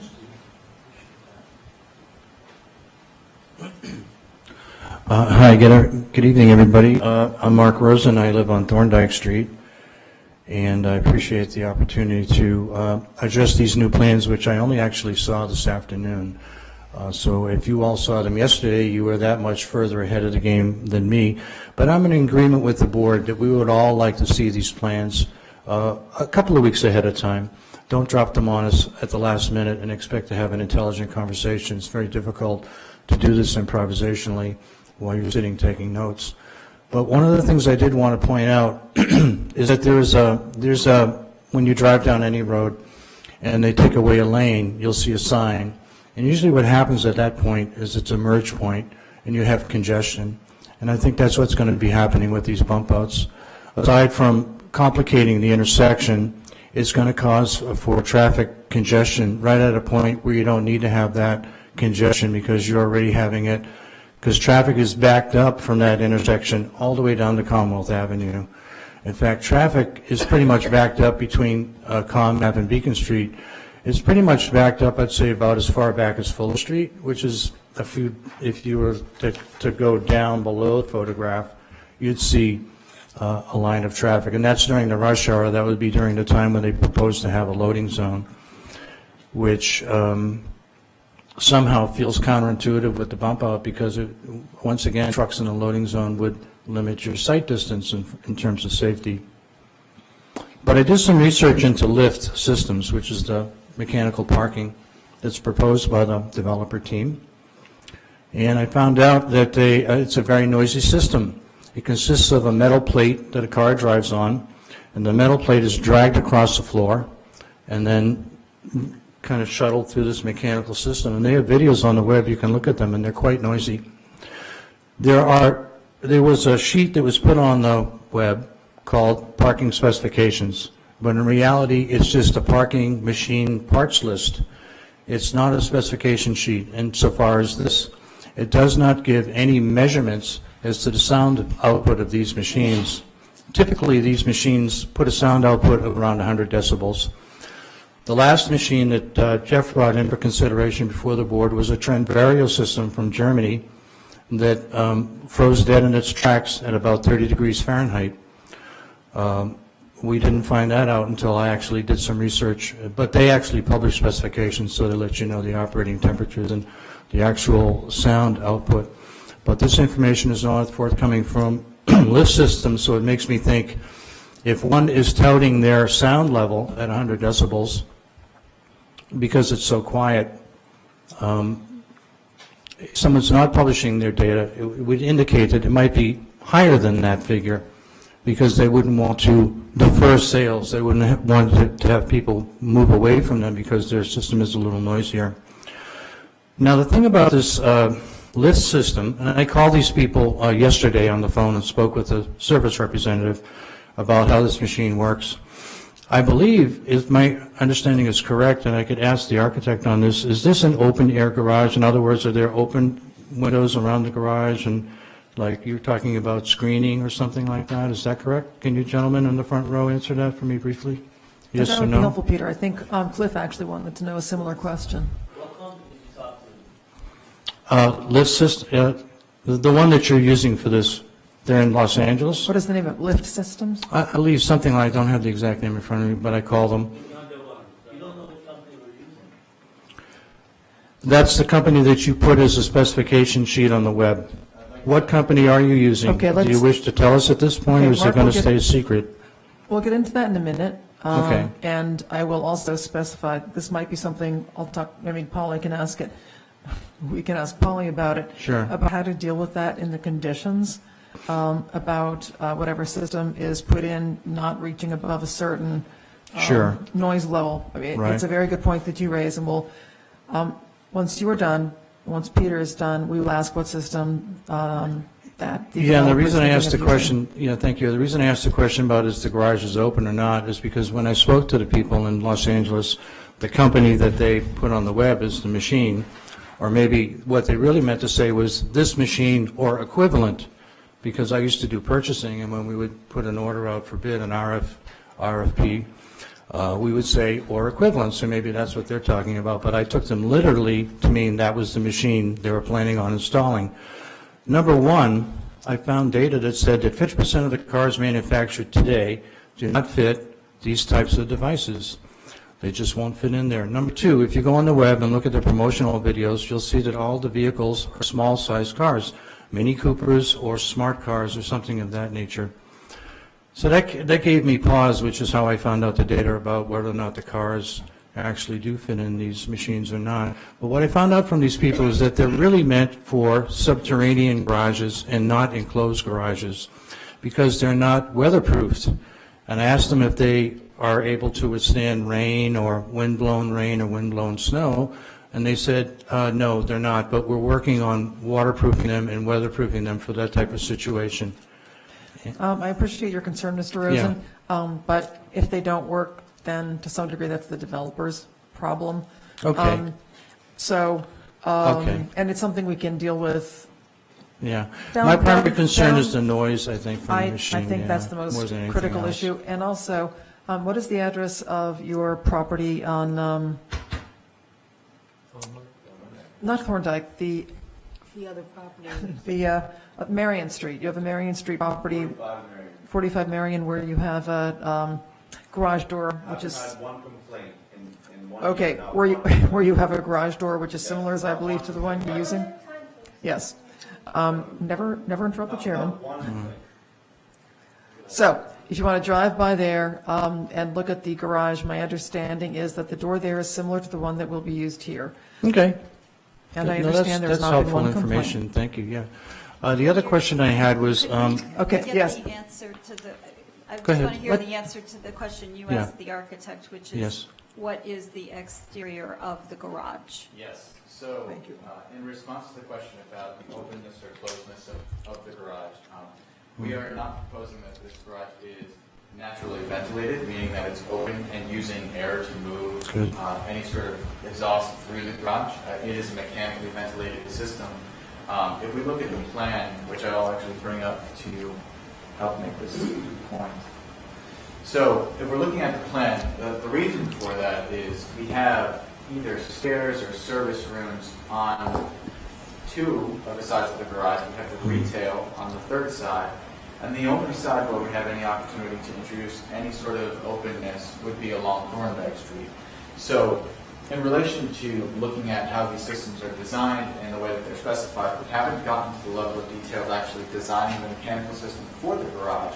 But it has been our intent to this point to include 3 openings along Thorndike Street, which are the openings that we were just looking at in this perspective. So those openings are to the left of the garage door, and they are 1, 2, and 3.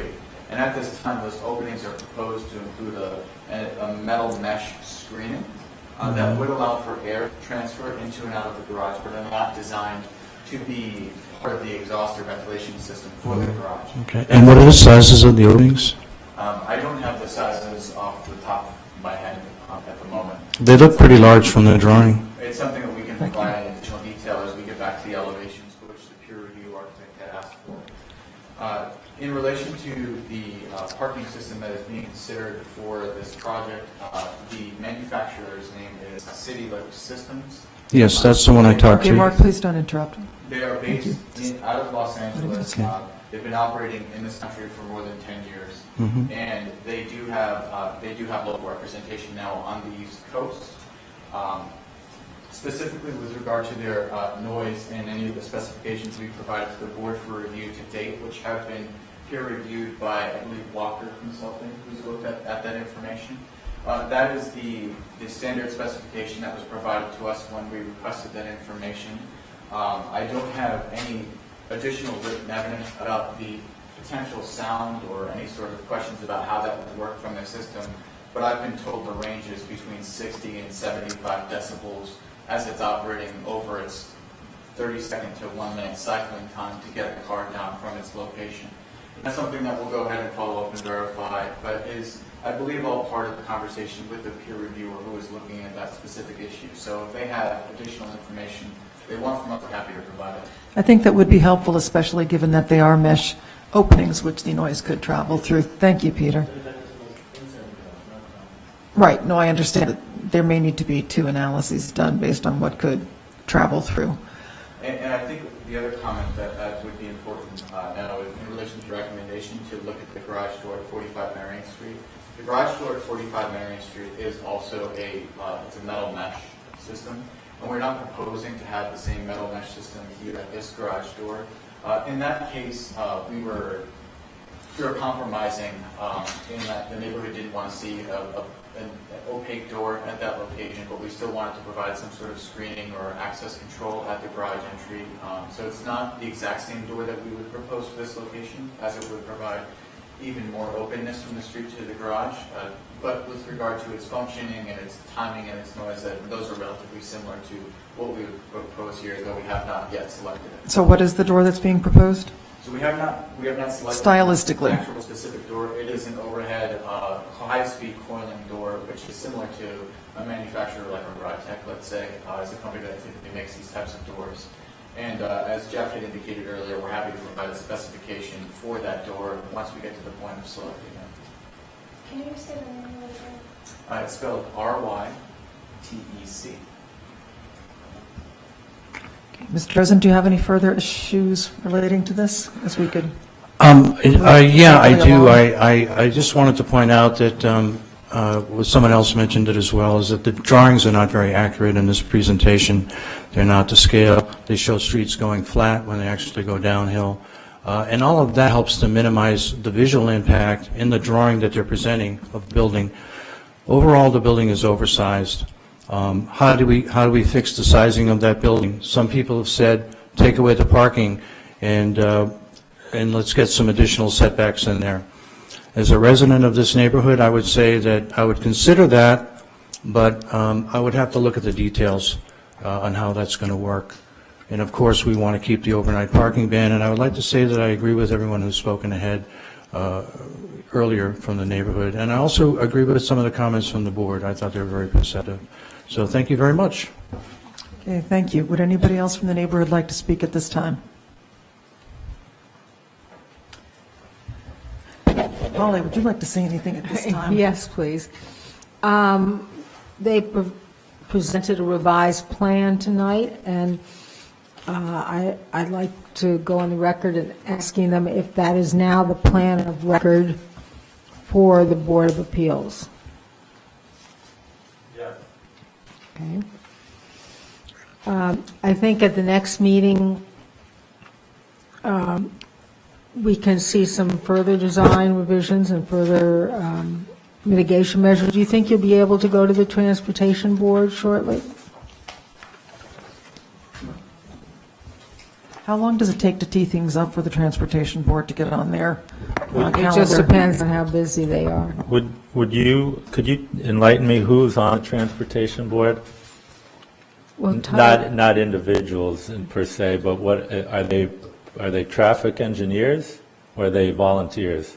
They are volunteers, as almost every board in the town is, but some of them have expertise in traffic issues. Yes.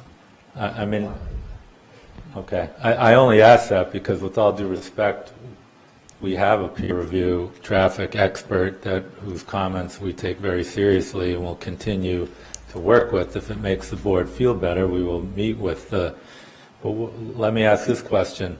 What if the transportation, is it the Transportation Board? Mm-hmm. What if the Transportation Board has recommendations that are in conflict with the peer review consultant? What do we do then?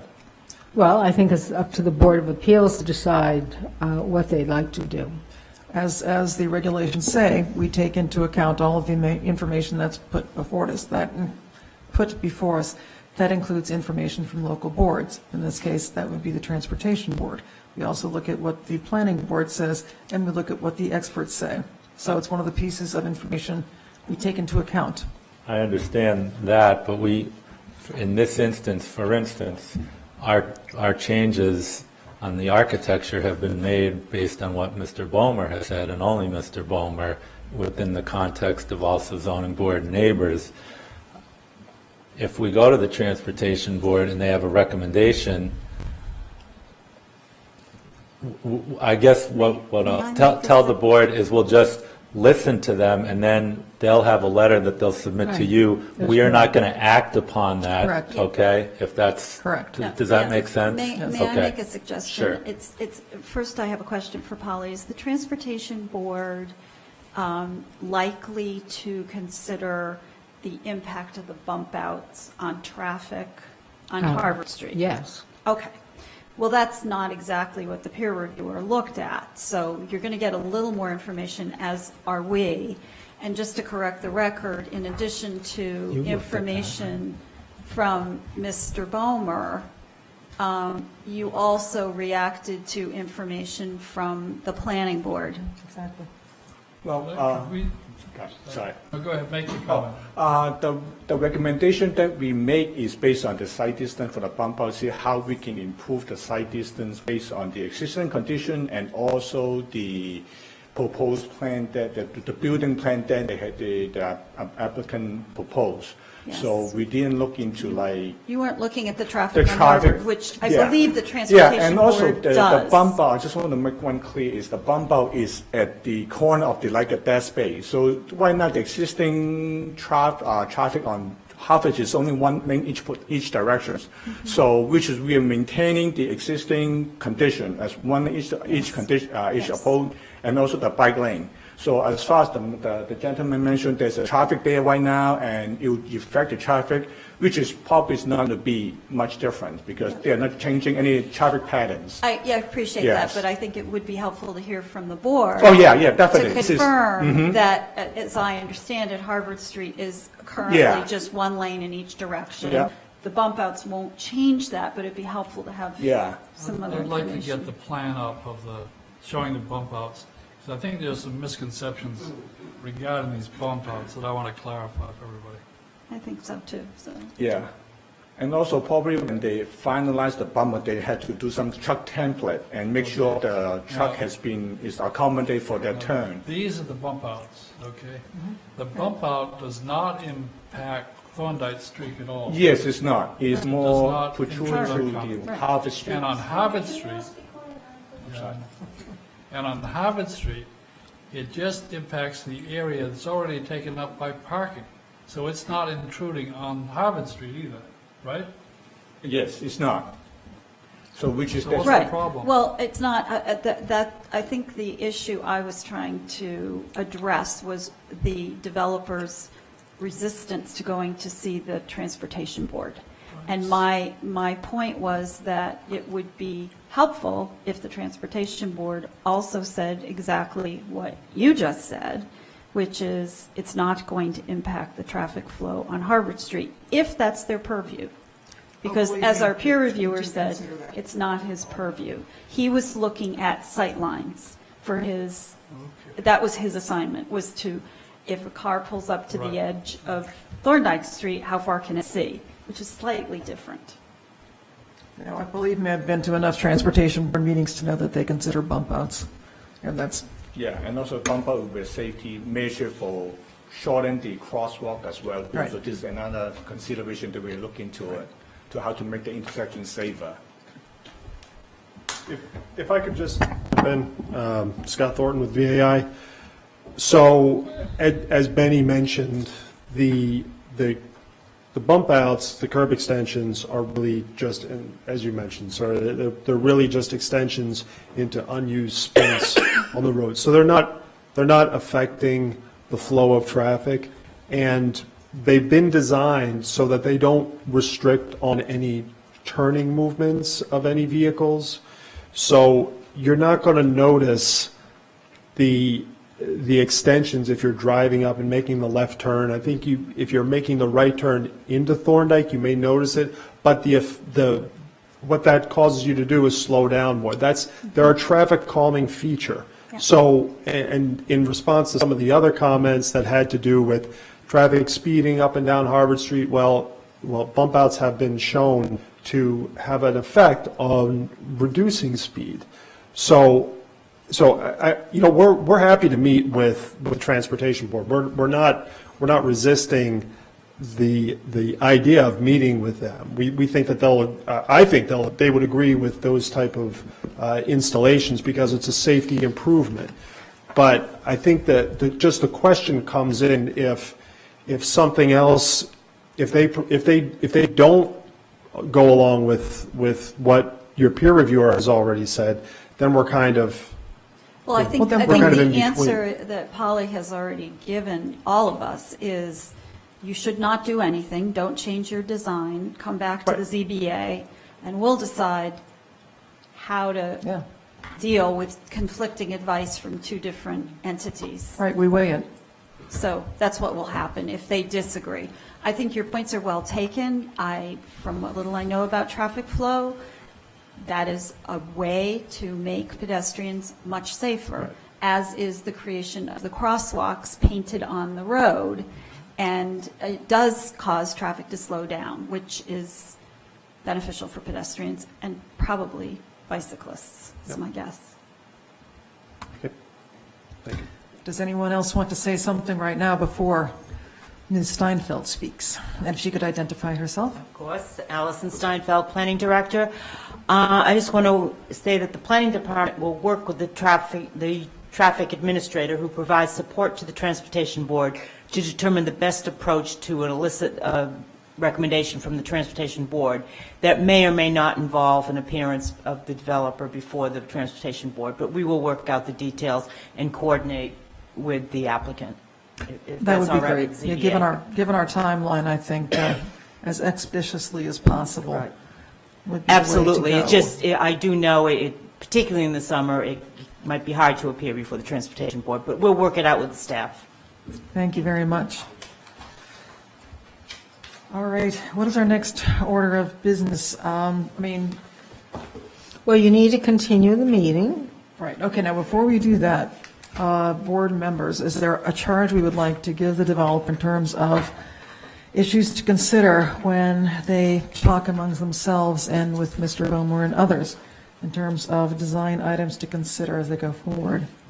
Well, first of all, I would like to thank the developer and the architect for meeting with people in the neighborhood, and clearly that has made a difference. This is what this board really appreciates, because we're here weighing all the sides. So thank you. And I do think you've made excellent progress. I'm particularly pleased with the location of the entry into the garage. Makes sense to me. And I would hope that you can continue to talk to the neighborhood, continue to have a good relationship with them to the extent possible.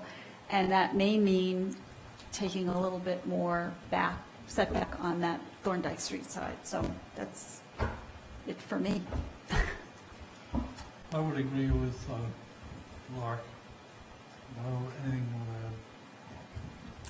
Well, in reviewing various notes and what the planning board comments were, and I believe Mr. Bomer said this, although he can correct me, it's been a consistent comment that the 5 feet from neighbors as well, separating the building from the Thorndike neighbor is quite close, and if anything can be done to increase that space, that would be appreciated by many people.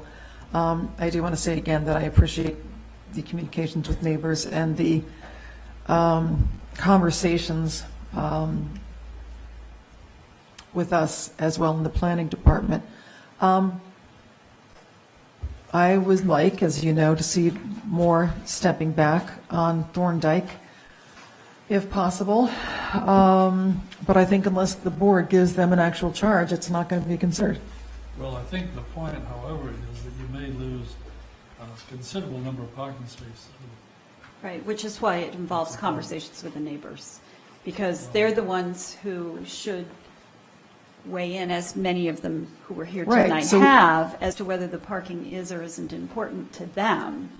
Well, I think they have said that, so I think it's us to say, it's not up to the neighbors, it's up to us to say whether or not we want the building to be smaller and to say parking is not an issue. It's the neighbors have said their piece, and that's something to inform us, but we I need. think you're misunderstanding what I was saying. Okay. My recommendation, first of all, I disagree with you. I have every confidence that this developer will sit down with the neighbors again and look to address some of their concerns, which may involve creating a bit more of that back off of Thorndike Street, provided everyone understands it may result in a reduction of parking spaces. And if the developer and the neighborhood are comfortable with the reduction in the number of parking spaces, I, for one, would be too.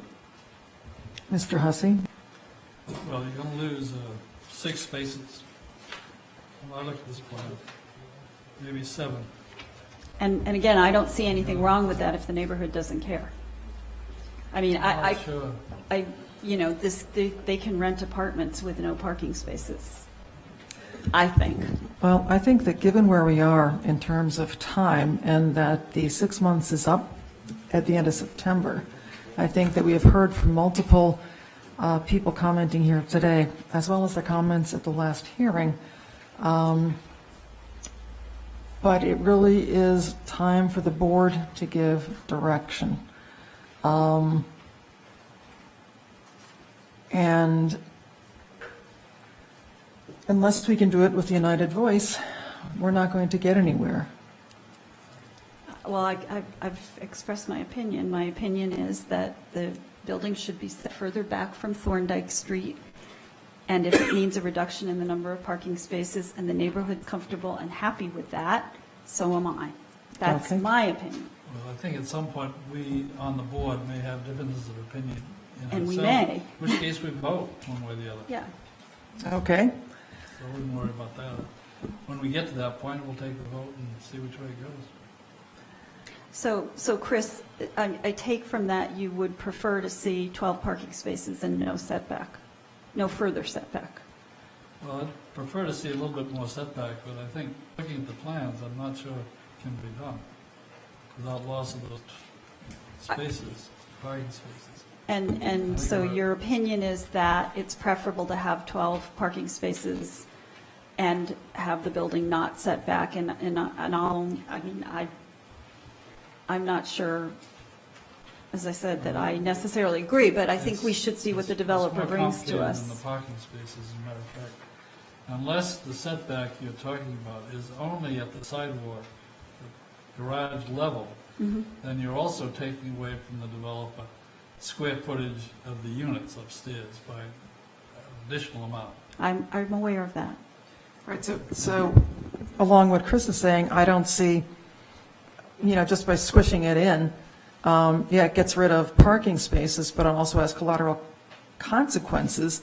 So unless the developer goes up, I don't see how they say, okay, yeah, we don't care about the parking spaces, but we have plenty of, no problem giving up another.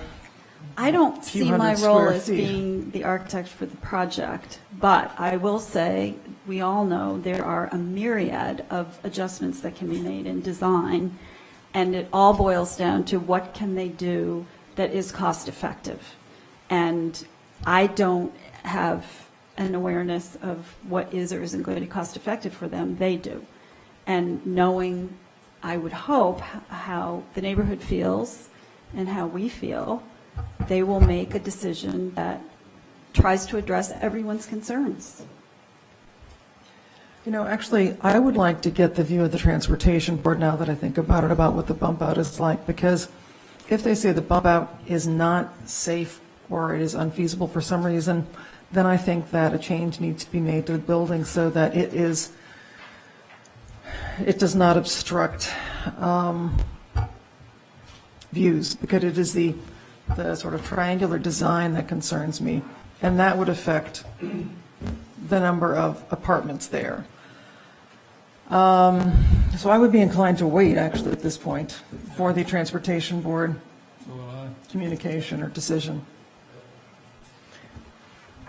Wait to do what? Before we take a vote on this issue. Oh, certainly. Yeah, Yeah, I'm not interested in voting on anything right now. okay. So here we are. Next Mr. meeting. Mr. Dinesh has one thing to say, one of the Mr. Yes, Dinesh's. Danny Dinesh, one of the developers. I just wanted to point out that because this is relative to other 40Bs, a much smaller project, when you take out as much of the building that we have already taken out, it's a pretty significant percentage of the overall building. So, we took out 8 feet in the back, 6 feet by the garage. You take that over 2 floors. We had to make, for example, I don't know the exact numbers, but like a 700 square foot 1 bedroom into 600 square feet 1 bedroom. That's a big difference. So percentage-wise, because it's not like this is a 100-unit building or a 50-unit building. It's only 17 units. So that's a significant, amount that we've already shaved off, and we didn't. It was a tough decision for us to even to get to this point. So just wanted you guys to consider that.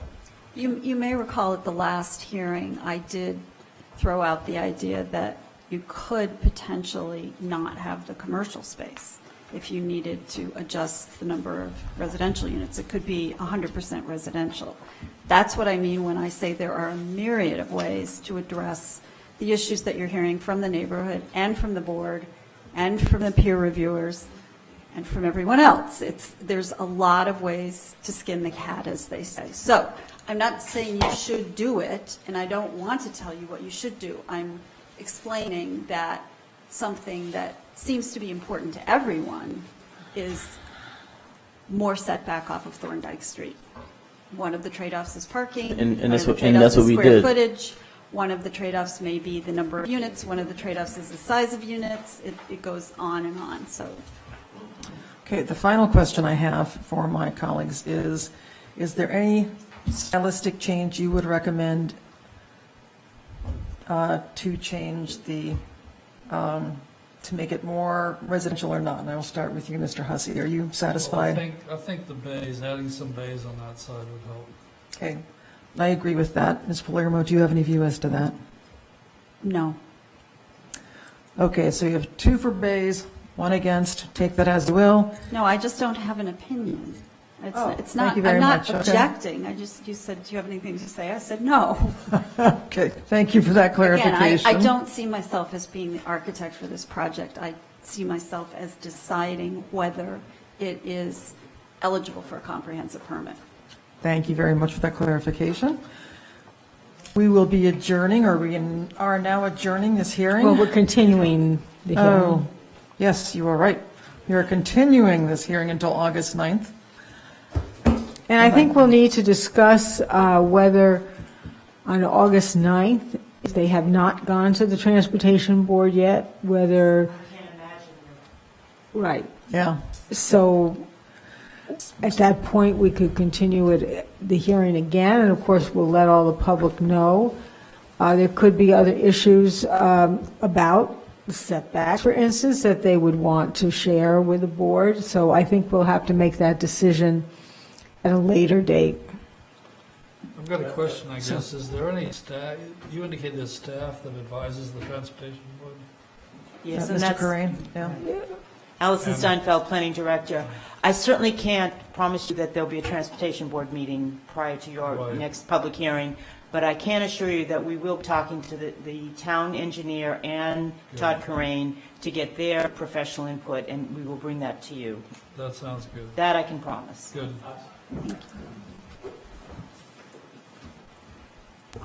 I would agree with that, and I think that'll be valuable. But prior to the 9th, we'll also have the benefit of Mr. Ballmer's written response, the benefit of Benny and Jim's written response, and presumably, and not the night of or the day before, we will be able to consider that, presumably make some more modifications and get it to the board prior to the 9th. So even if, we're not able to go to the Transportation Board, which we're probably not likely to based on what we're hearing, there can be a lot accomplished and prior to that hearing. So. Great, then we will keep that in our calendars, and I will see most of you on August 9th. That's 7 o'clock. Thank you very much.